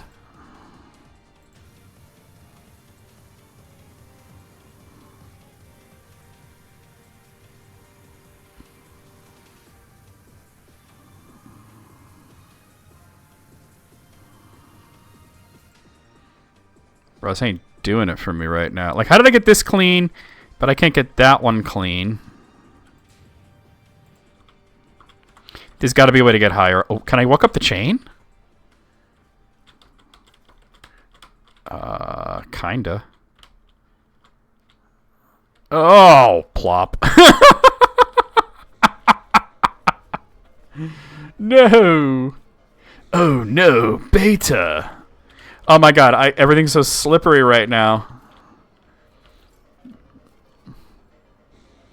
And Shrek really mung this one up. Huh? Oh. The problem is I'm trying to tightrope walk up this bitch.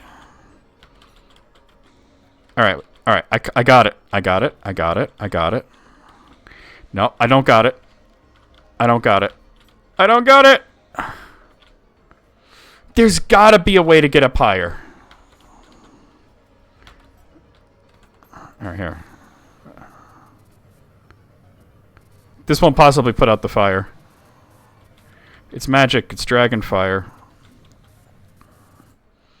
Alright, hold on.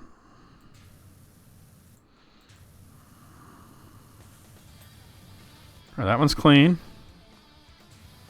That one's clean.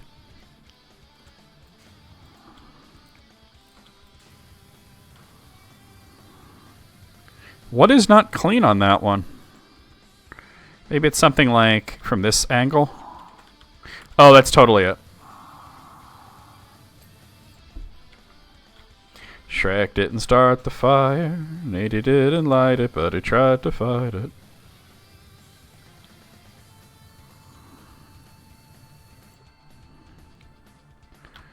Alright. Clean, not clean. Okay.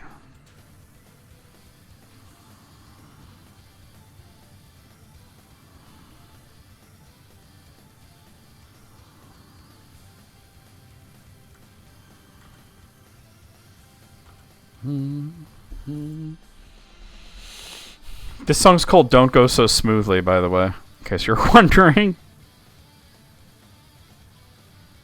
Like, nobody was wondering.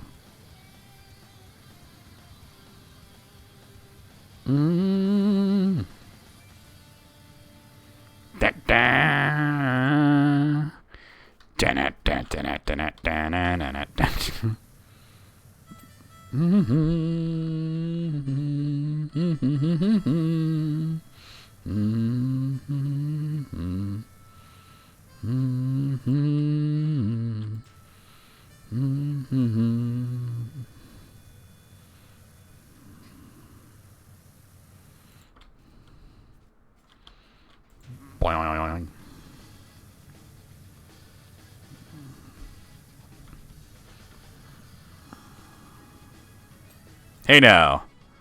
Alright, that tier is all cleaned. That's way too long. That's what your mom said.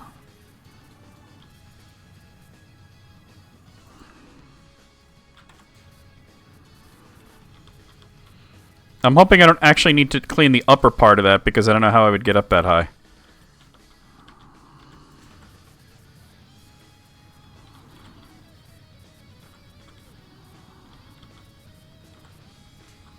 Oh, hello.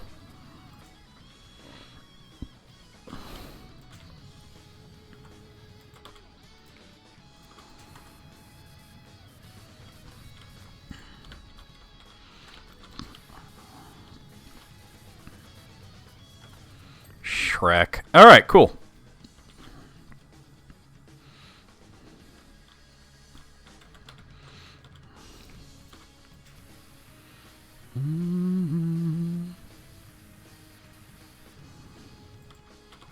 This would be a little longer than that. There we go.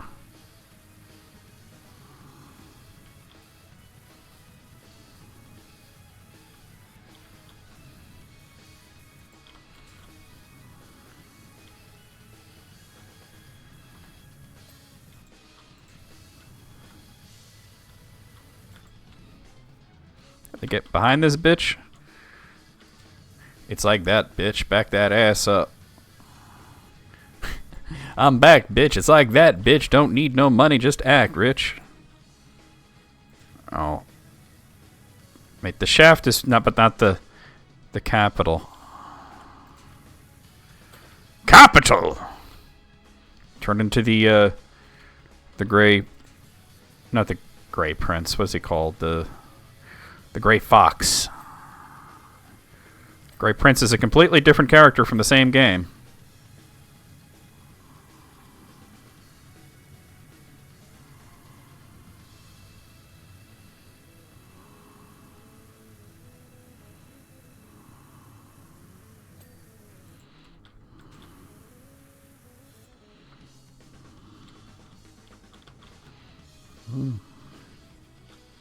Oh! Come on. Up, up. Oh my god. There we go. Alright, I definitely need to shorten it now.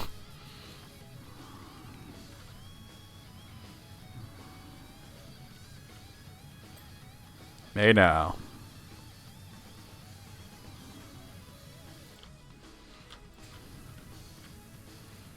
Dude, I want a Castlevania add-on to this.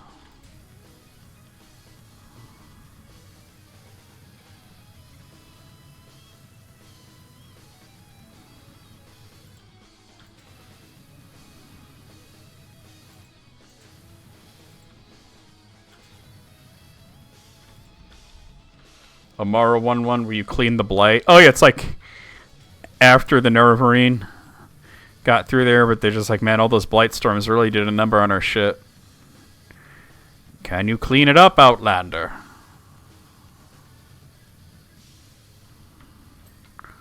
They're just texting you the whole time, calling you an Inwa and all this shit. Paying you in septums.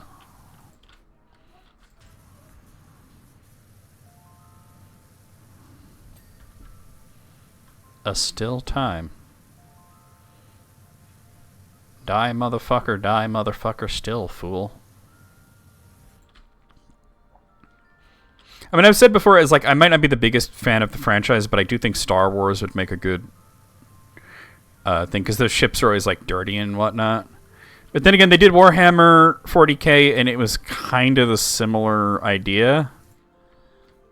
And it took me a really long time to clean off that spaceship at the end, too. Which was good. It was a lot of content, but...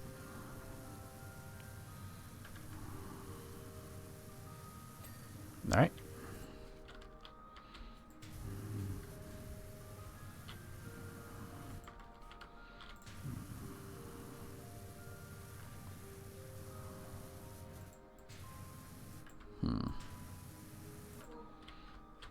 Ba-ba-ba-ba.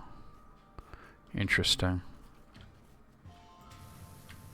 This song sounds so much like Breath of Fire 3. There we go.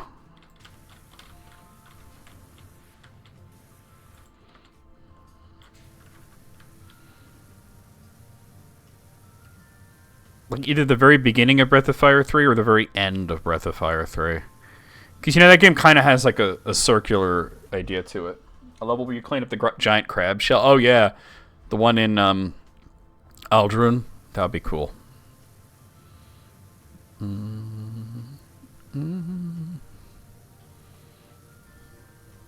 To be like protesters around. Keep Morrowind dirty. We like Vardenfell all grimy.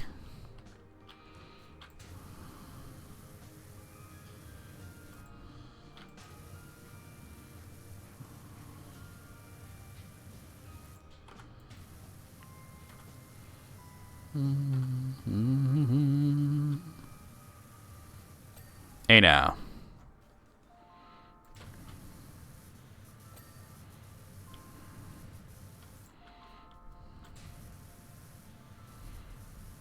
A DMC level where you clean Dante's shop. Oh yeah, just clean Devil May Cry. That would be cool. You clean like Mundus Tower.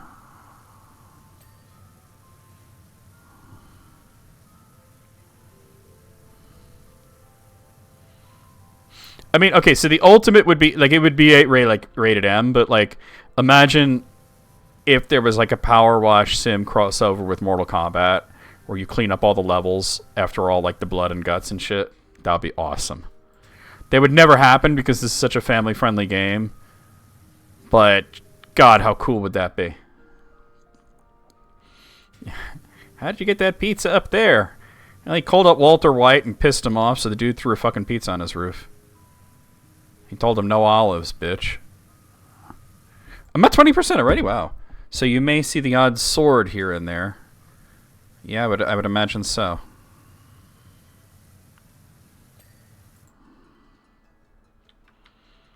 Yeah, it would, but God, it would be cool if it was PowerWash Simulator. Don't worry, they're just collectibles. I wasn't worried. Why would I be worried? Donkey's all like, I'm going to put your mind at ease about these swords. And I'm like, you really don't need to. I'm not... This is not my first sword cleaning. I did the Final Fantasy VII level. Shiny knickknacks that my beloveds picked up from along the way. I just want to, like, power wash the pit. You know, in Goro's lair. She's like a big, scaly magpie, always looking out for something glinting in the sunlight. Wait, I only saw the first Shrek movie and I kind of didn't like it.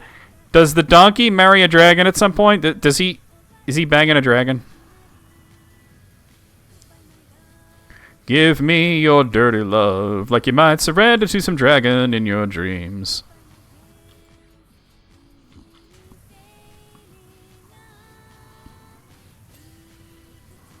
Like, excuse me, what? I don't know the Shrek lore. And I kind of don't want to.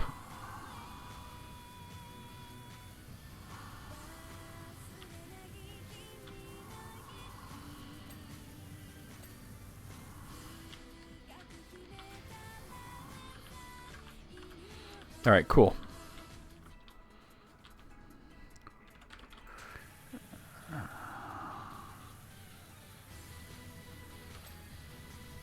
Like, did the donkey fall for a dragon?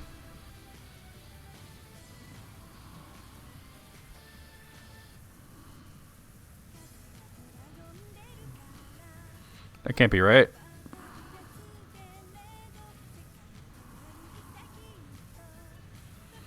Dude, the East 2 ending is so fucking cheerful.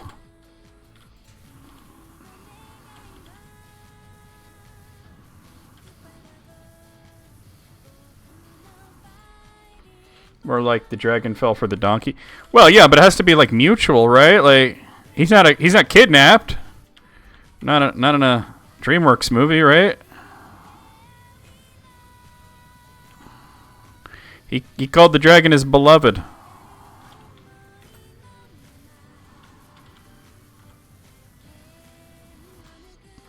It was mutual eventually. Oh, he got the Stockholm Syndrome, huh? Which, by the way, is not a real thing. Stockholm Syndrome is not a thing.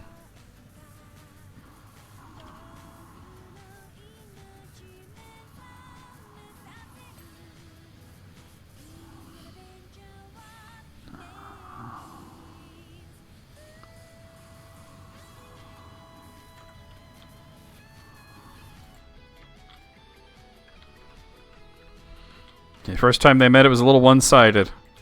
How romantic. I'm so glad I didn't watch these sequels to this movie. An invention of media. Well, okay, so it's kind of an invention of media. I'm not saying that people who spend a lot of time with other people don't ever identify with them. You know, that happens. But the idea of it being a syndrome is the fake part.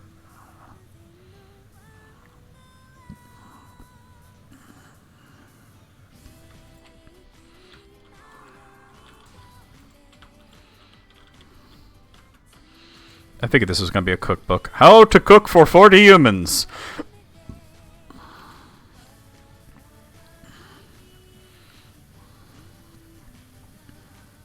Another great Simpsons reference.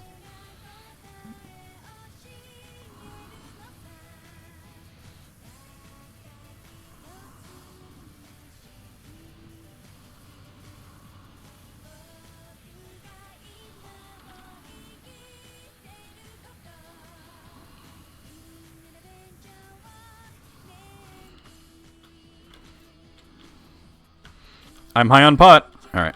Whoa.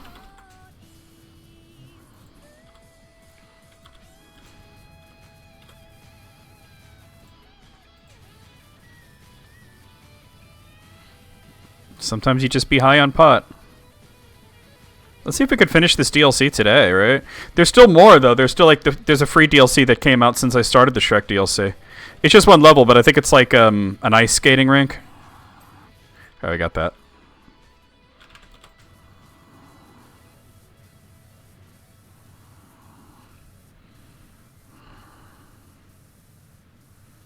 Like, the skating rink was the holiday level for this past Christmas.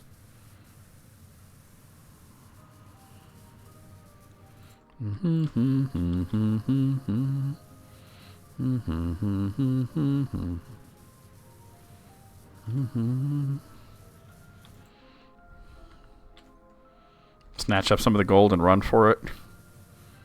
You know, that would be harmful to my business model, I think. You know?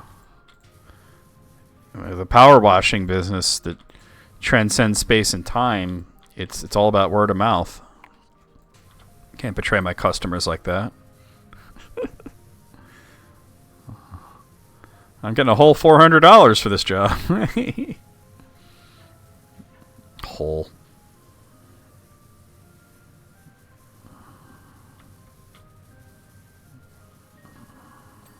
Hey. Yeah, $4 times 100. Never mind that one of these gems that probably wouldn't go missing. See, if I learned anything from The Hobbit, and I've learned a lot from The Hobbit, a dragon knows the location of every coin and every gem, and then as soon as something's missing, they know. Dragons are essentially Scrooge McDuck. Is the actual pot clean? Yes, it is. Okay. Because when Bilbo stole the cup, the dragon knew immediately.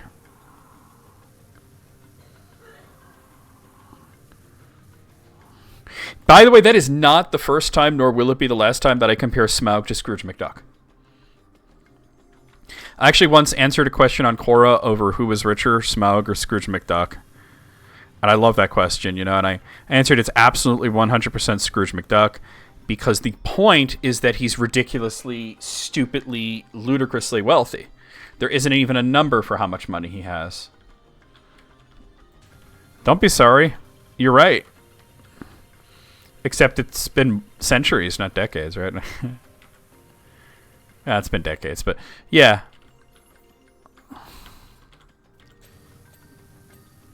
Why be sorry? You're right.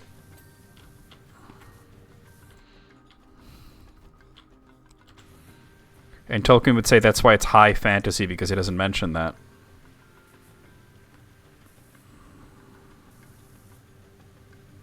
Exactly, yeah. Like, the idea of Scrooge McDuck was that he... You know, some of these old comic characters, like Richie Rich, right? He's so rich that he has 2 of everything. How do you calculate that? Whatever it is, whatever you can think of, he's got 2 of it. The motherfucking kid's name is Richie Rich. You know he got money. By the way, remember the Richie Rich movie they did with Macaulay Culkin? Boy, that was not very good. And I remember watching it, I'm like, this is a competent movie. Every actor is doing a great job. The script is decent. The plot is fine. Right? Like, why don't I like it? Like, there's nothing terribly wrong with it on a lot of levels until you realize the issue is that it's just not funny. And doesn't even seem to be trying to be funny. And if you've ever sat and read a Richie Rich comic book, they're fucking hilarious. That's where they missed the mark. They basically just made a kids movie that didn't have much of a point to it. Other than, you know, oh, his parents are gone and he's got to get him back. But at no point did they make it funny. And that was the issue with Richie Rich, you know? With the movie version, at least. Mentioned the role that Macaulay Culkin was basically born to play. And wasted. It's like one of those fake movies they'd have on the background in Aqua Teen. Absolutely.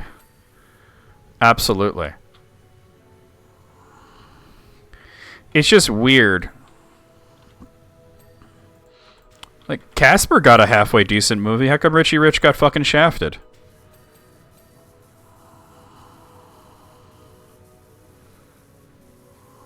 By the way, don't think too much on Richie Rich getting shafted.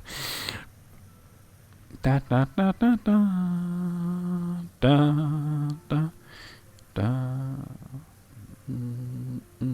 It's just a weird time, you know, that there was a lot of kids comics that were...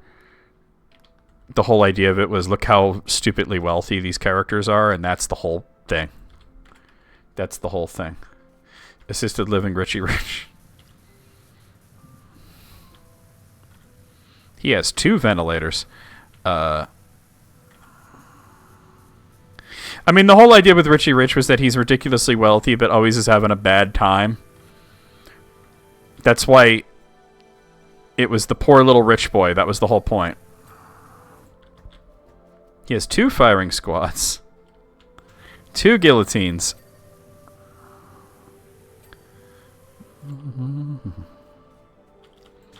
I cracked up Mom the other day by saying tomatillo. Because we were talking about salsa verde. Specifically the salsa verde you get at Taco Bell. Because we had Taco Bell the other day. And I said, you know, it's pretty good for a salsa verde out of a package, you know. And I said, you know, it's got avocado in it. You can taste the avocado. I don't know if there's tomatillo in it, but it tastes pretty good. And mine was just laughing about tomatillo, and I'm like, why are you laughing? And she's just like, something to do with Jumanji. And it took me like fucking 10 minutes to figure out what the fuck she was saying. That's if he was married to Wednesday Addams. God, even the Addams family were stupidly wealthy, huh?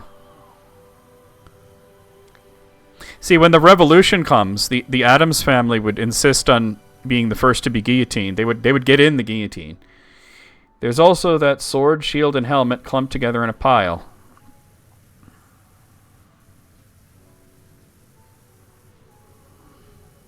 They would get off on it, literally.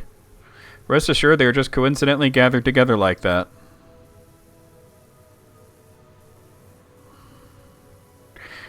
This is one of those situations where when you're trying to make somebody not worry and it's becoming worrisome. Like, I wasn't worried till you started talking like this. What did the Addams even do as a living? They existed. They were rich. And the soot outline on the wall behind them? Well, I'm going to wash that. Don't worry about it. That's just the lighting playing with your mind.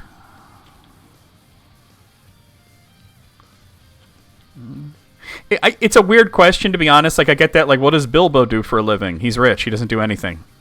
He sits there and eats second breakfast.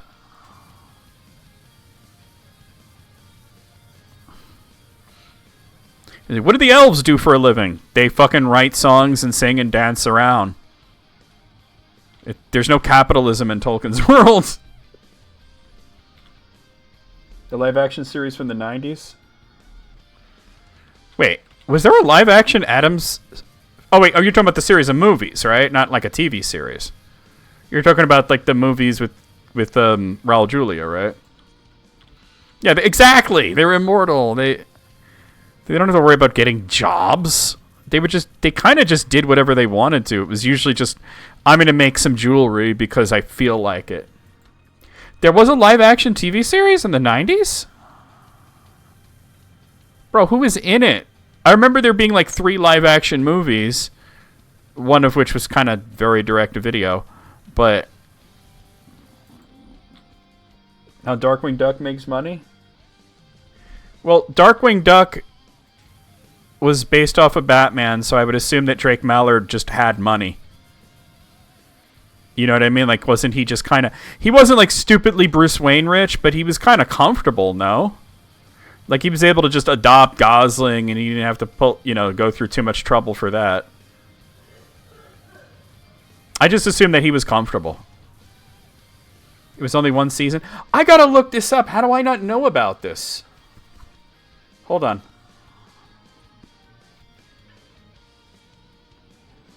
No, I want Wikipedia. How do I not know about this? The Addams Family. Da, da, da, da.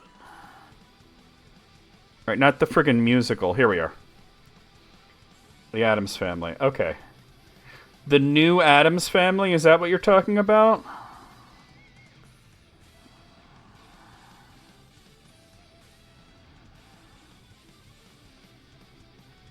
The Addams Family in 1992 TV show was animated. Then there was Addams Family Reunion. I remember that.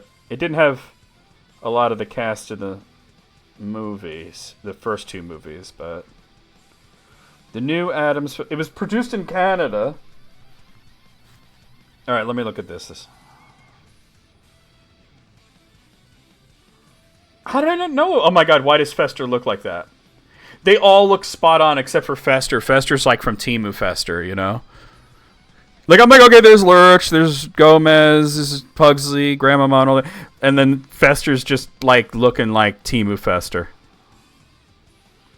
It aired from October 1998 to August 1999 on something called YTV in Canada and Fox Family in the United States. And CITV in the UK on weekends. It was shot in Vancouver. Why does Fester look like that? Dude, John Aston played the grandfather? That's so amazing, because he was Gomez on the TV show, the original TV show. He was the Riddler. That's wild. I have seen exactly 1 episode of Digimon. I didn't know what it was. It was just on, and I watched it, and I was so confused. And then it was like never on again. Like I never saw it on again. I didn't know what it was.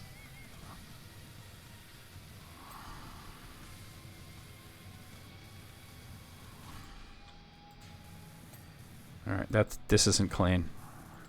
Probably got to do like this. Oh, hello. Yeah, I was right though.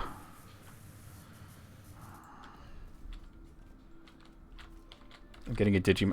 Yeah, because Evie's and me are doing the Digi. What's weird is that the Digimon game is like so not like the show, from what I understand, because it's like they made it more like Pokemon, because you could collect Digimon. Like you don't get just one partner. You can collect them and evolve them and shit. Because Evie was telling me, like, normally in Digimon, each person just has one. Well, we're talking about Cyber Sleuth, which seems like a really good game. But you could have like a party of 11. And then there's like so much of it that was like made to be like Pokemon, because it's like there's like a daycare and breeding and everything.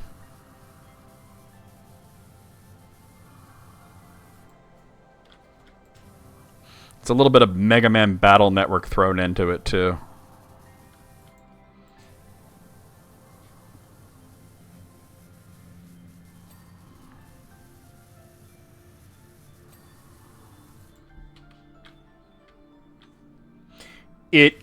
It yeah, it kind of is like Persona, yeah.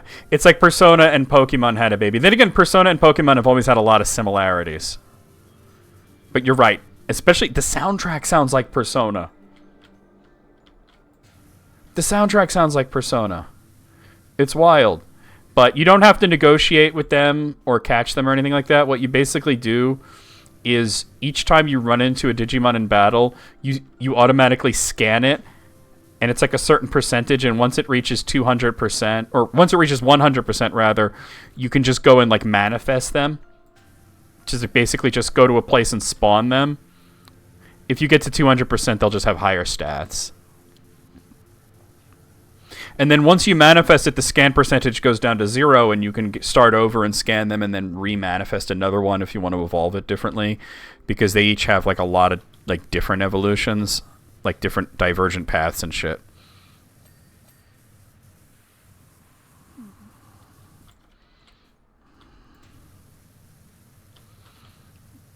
But yeah, like the aesthetic of it and the general gameplay is very Persona-ish, and the soundtrack sounds a lot like Persona. Hold on, I need more East music.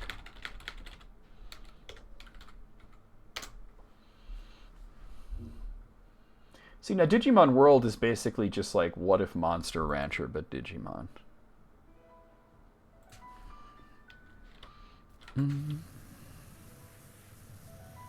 It's like I have this little cat. Is it going to evolve into a tank or a hot chick?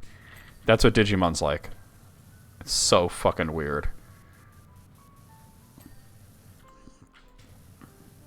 But the actual like gameplay is like seems like it's really fun.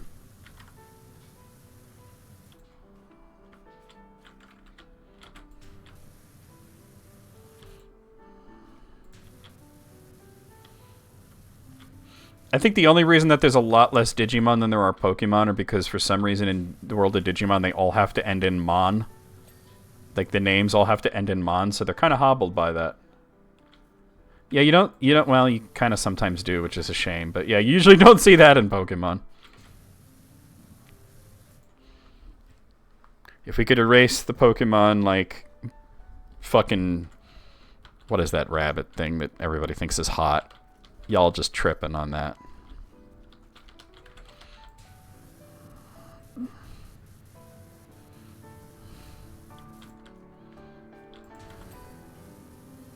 Lopunny, yeah. Look, can we just erase Lopunny from existence? Can we just pretend like that never happened?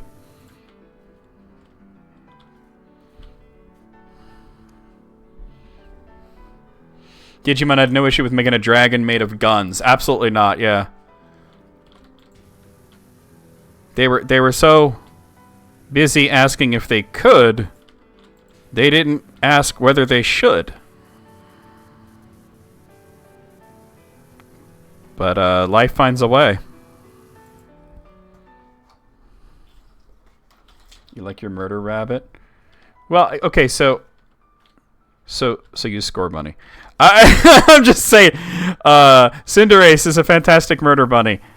The whole idea is that Lopunny was designed specifically to be the Playboy bunny Pokemon.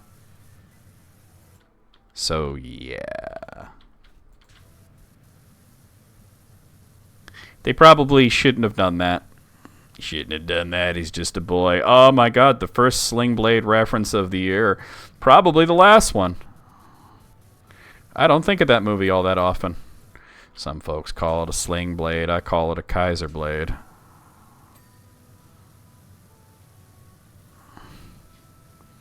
I didn't know what to make of that movie. Like, I saw it and I was like, I can tell this is really good, but also, what the fuck?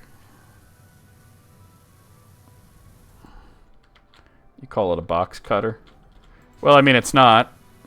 It's literally the blade that goes on the underside of a lawnmower.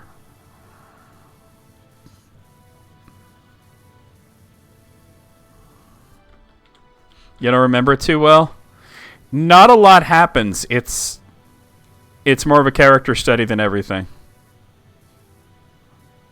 You know, he gets out of the mental institution. He eats potatoes. He eats French fries. He fixes lawnmowers. He makes friends with this kid. Then he murders the kid's stepdad, and everybody cheered because his stepdad was fucking awful. Then he goes back to the institution, and he kind of stands up for himself there a little more. That was French fried taters. Yeah, that's definitely a one-time watch, right?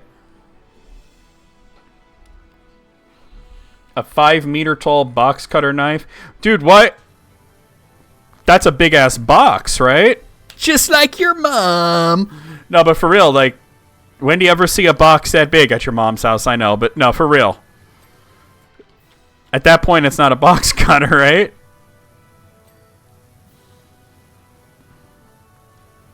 I can't help myself. My New Year's resolution is to make more your mom jokes. Hanging out with Scottish Maiden has encouraged me to make more your mom jokes.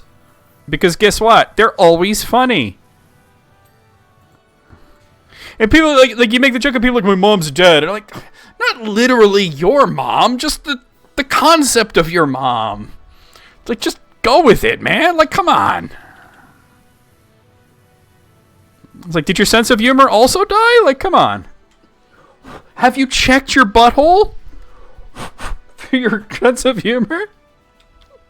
Have you checked your butthole? Skeeta bada butthole. My family hate me.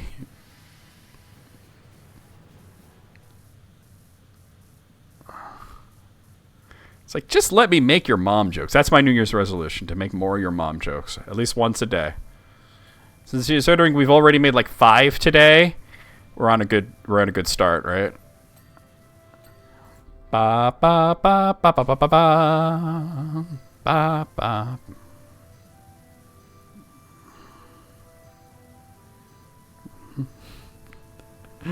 Oh man. I want to make a your mom joke once, and somebody goes, my mom's in prison. Right? Instead of saying their mom's dead, they're like, my mom's in prison. Oh, damn, really?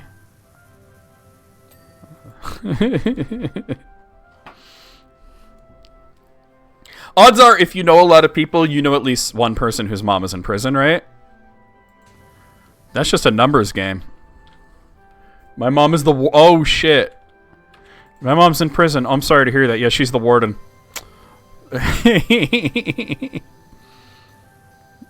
Oh, man. That's actually like a better version of a certain edgy joke that people like to make. You know the one I'm talking about, right?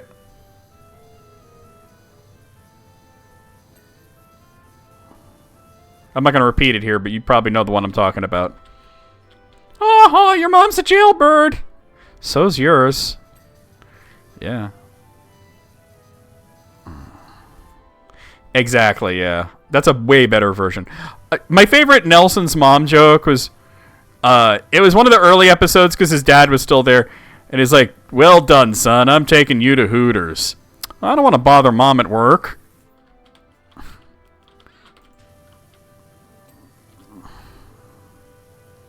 God, just go when she's not there then, right? Like,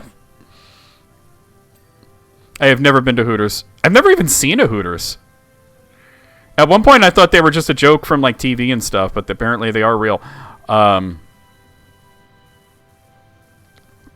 never even seen a Hooters. I guess I've never lived where there was one. I've heard, honestly, that like their food is not good. Because people will say, oh, the wings are great. And I'm like, yeah, the wings are great, sure. And then you'll get like more honest people be like, they're crap.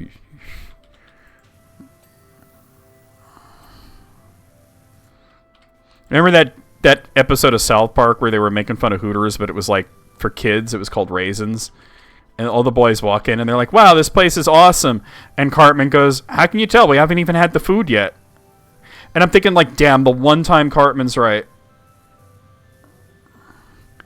He's just like tits. I could see those on the internet.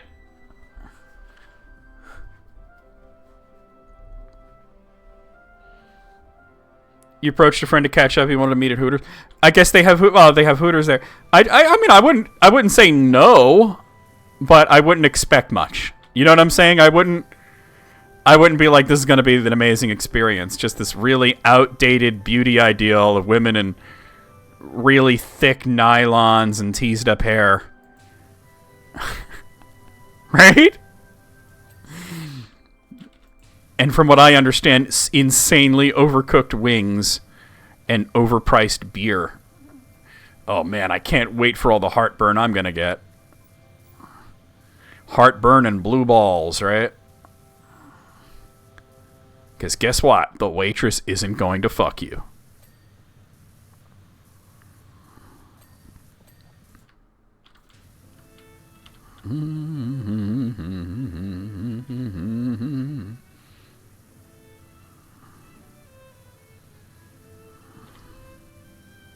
Wait. I just had a thought here. Nope, I did it. Okay. So did you go to the Hooters and meet your friend there?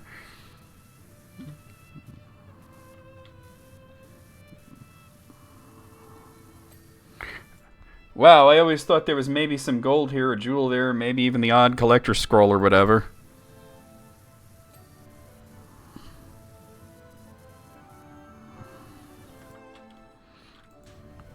Though most of it must be padding, you know? Chocolate coins and milk bottle tops.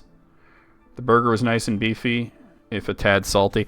I mean, it's basically frozen food, right? It's going to be salty. Wait a minute, hold on. You went to Tudor's and you didn't get wings? That's restraint. But all this? That's restraint, because everybody always talks about the wings, the wings, the wings, the wings. You're like, fuck it, I'm getting a fucking hamburger. That is just kind of based, my dude. Like, damn.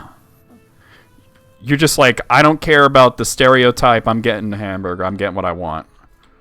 I'm not going to be that guy like, well, you have to get wings.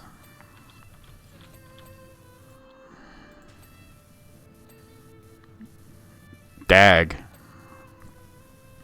Do you remember that whole fucking stupid conversation with that entire bird girl? Now, Moogle, I'm actually surprised you've never been to Hooters. I'm actually surprised. I figured you were there every week. I figured, like, they know you by name. Right? Yes, the horse puncher, exactly. This was, like, towards the end of our knowing her, so, you know, almost to the good times. And, she was traveling to New York for, I don't know, some reason. And this is when she said something like, I am in New York, I'm going to punch a horse. And I'm just like, I thought you were afraid of horses. And she's like, yeah, that's why I was going to punch one. I was like, if you're afraid of horses, don't punch one, because they will give you a very good reason to be afraid of them at that point. But anyway, she reached Buffalo, which was her destination. It's the first time anybody's destination was Buffalo. And I remember she said on the Discord, oh, she's like, I'm in New York. What should I get for food? And I'm like, well, where in New York are you? She says, Buffalo. And I go, okay. Are you seriously asking me what you should eat in Buffalo? And she's like, yeah, I have no idea. I'm like, you're for real? You're really asking me what you should eat in Buffalo? Wings. That's why they're called that? Yeah. That's why they're called that. Did you think they were made from buffalo meat? Like, no, I know they were chicken. But why do you think they were called buffalo wings? They have buffalo sauce? And why do you think it's called buffalo sauce? It fucking comes from Buffalo, New York. Are you insane? Yeah, I feel like most people haven't been to a Hooters, to be honest. I just assume that Moogle went every day. Not every day, like twice a week. You know, there's that one waitress named Foxy. They let him pop balloons in the kitchen every once in a while, you know.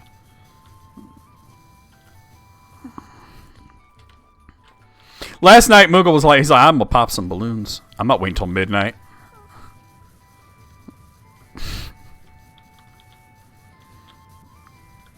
There we go. Oh, man. Are you trying to say jambalaya? You're like, Jumbelia. Yeah.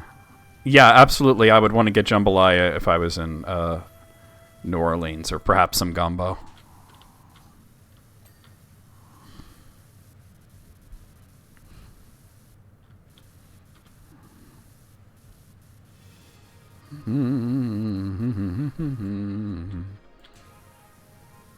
How am I like 5 songs into the East 3 soundtrack and they're just now playing the intro? I'm guessing it's not in a very good order.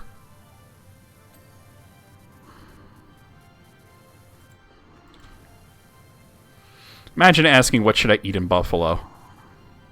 Bro, order wings. With blue cheese, none of that ranch shit, and celery.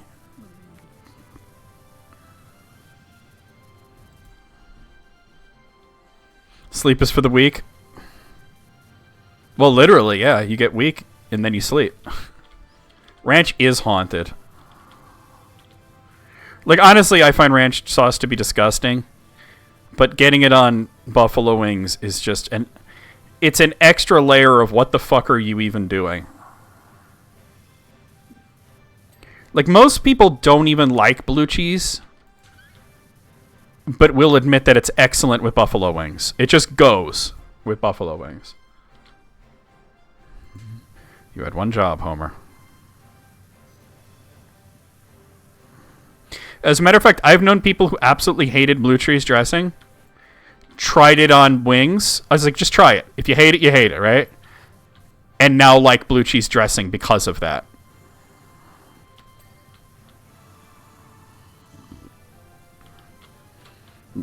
Like, I don't even think it's good. It's not good on salad, blue cheese dressing. It's just not. But goddamn, is it good on buffalo chicken. It's begging to be on something spicy.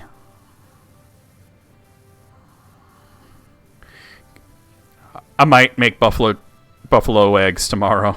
I put buffalo sauce on my eggs now because why not? Those hot sauces that you sent me, Alice, they make really good buffalo sauce.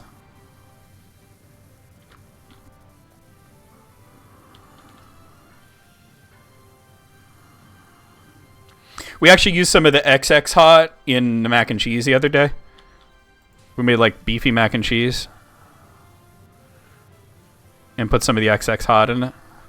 Yeah, just like melt some butter in a pan, add some of the sauce, and just mix it up right in the pan. Just shake it. It comes out really good.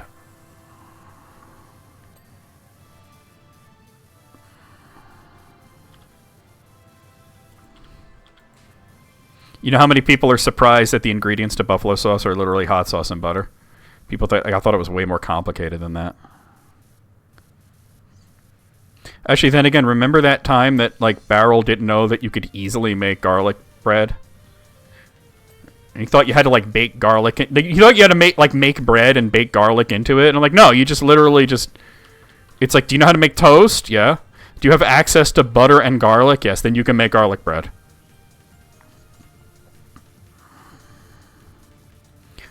69%, by the way. Nice. Ba ba da ba. Ba na na na na. It's a great song. The Boy Who Had Wings. Mm-hmm.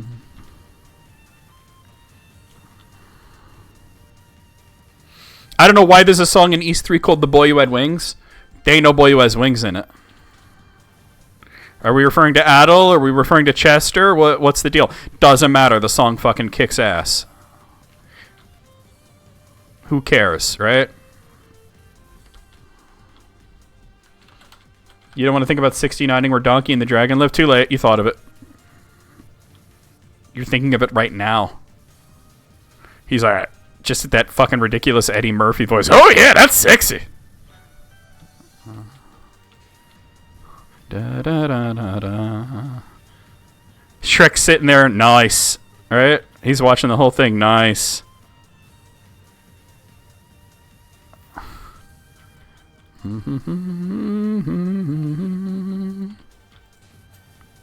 Damn, I got low blood sugar right now, I'll tell you what.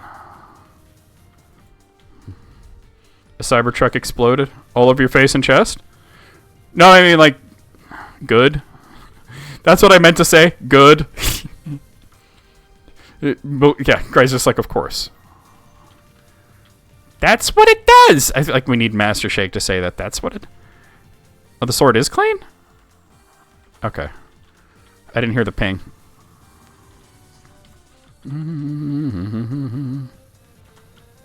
There we go. Da-da-da-da-da-da. All actors are mixed bags when it comes to movies. Can you think of an actor that's only been in good movies or one that's only been in bad movies? Because I can't.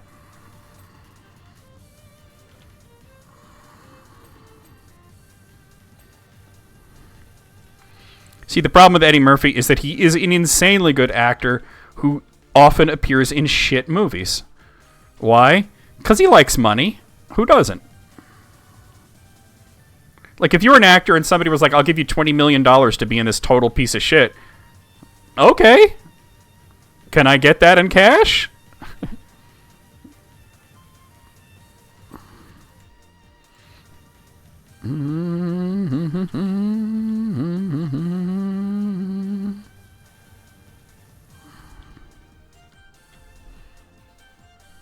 The location makes it even wilder. Oh, I gotta look. Yeah, I gotta eat some food. I think we're having sausage tonight.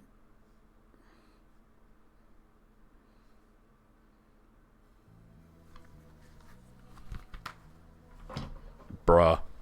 Bruh's in the chat.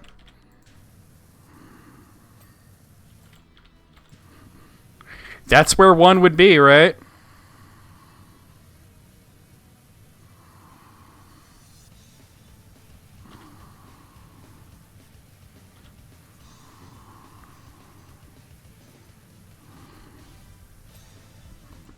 I don't think I have enough time to finish this today, though. We gotta...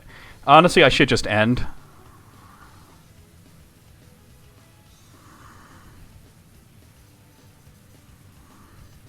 Dude, I had pork buns for breakfast. I shouldn't be feeling like this. It's not like I had cereal.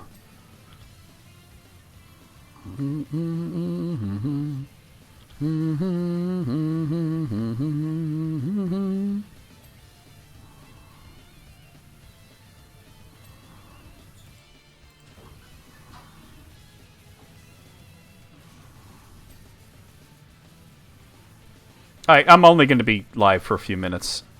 NBJ, thanks for hanging out.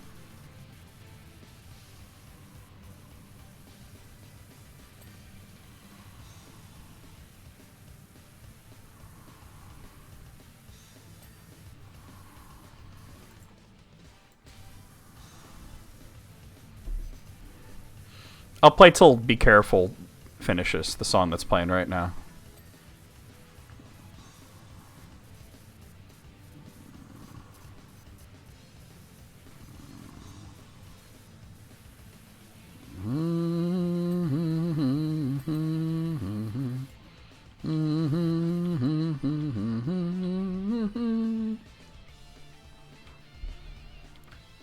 Me fail English? That's impossible.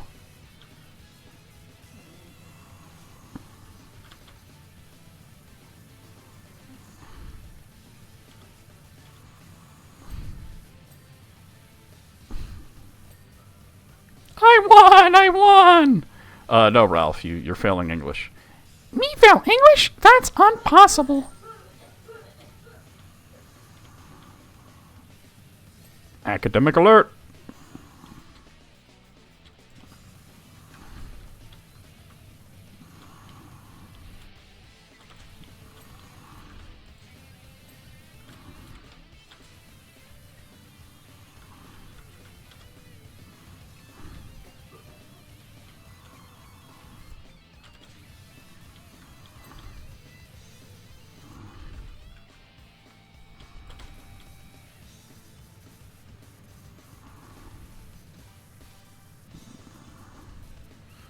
I was hoping to finish this DLC today, but I don't think it's happening.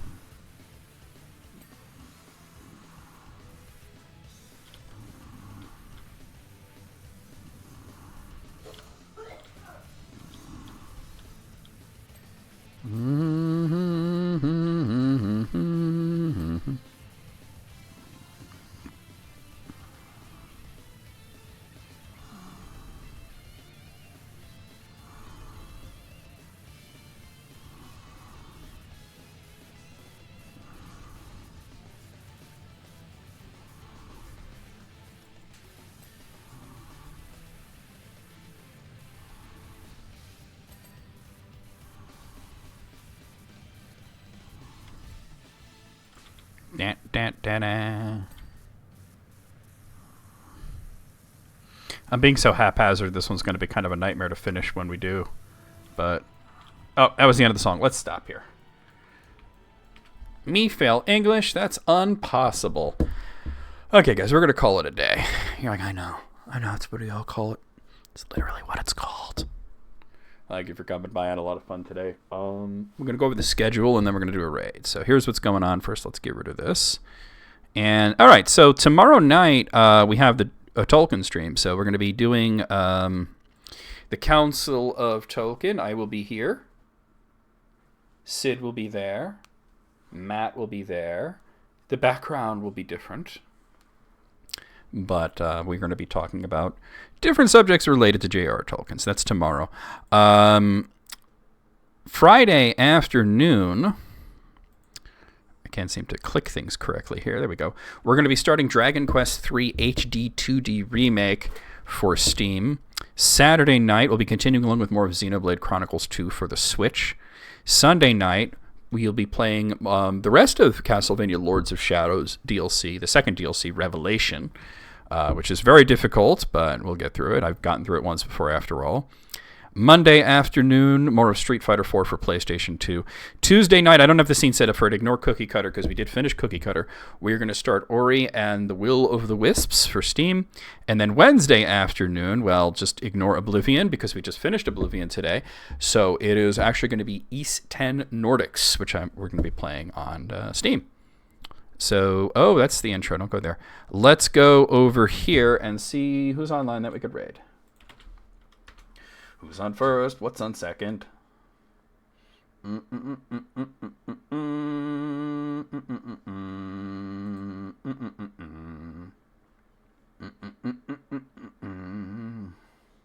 lot of people on today, probably because it's New Year's. Let's raid Scottish Maiden, though. You know she's playing Morrowind.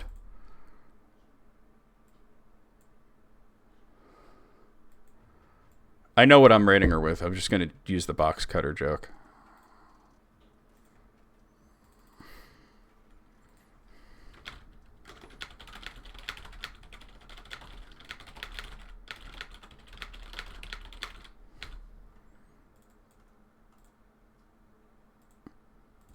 All right. I want to share your mom joke that we made earlier. Okay, guys, there's your raid call. Copy and paste it as we head into Vardenfell.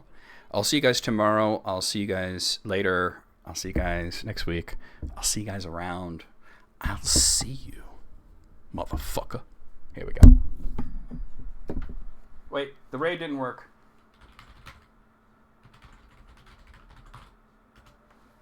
I'll hit it as soon as it's populated.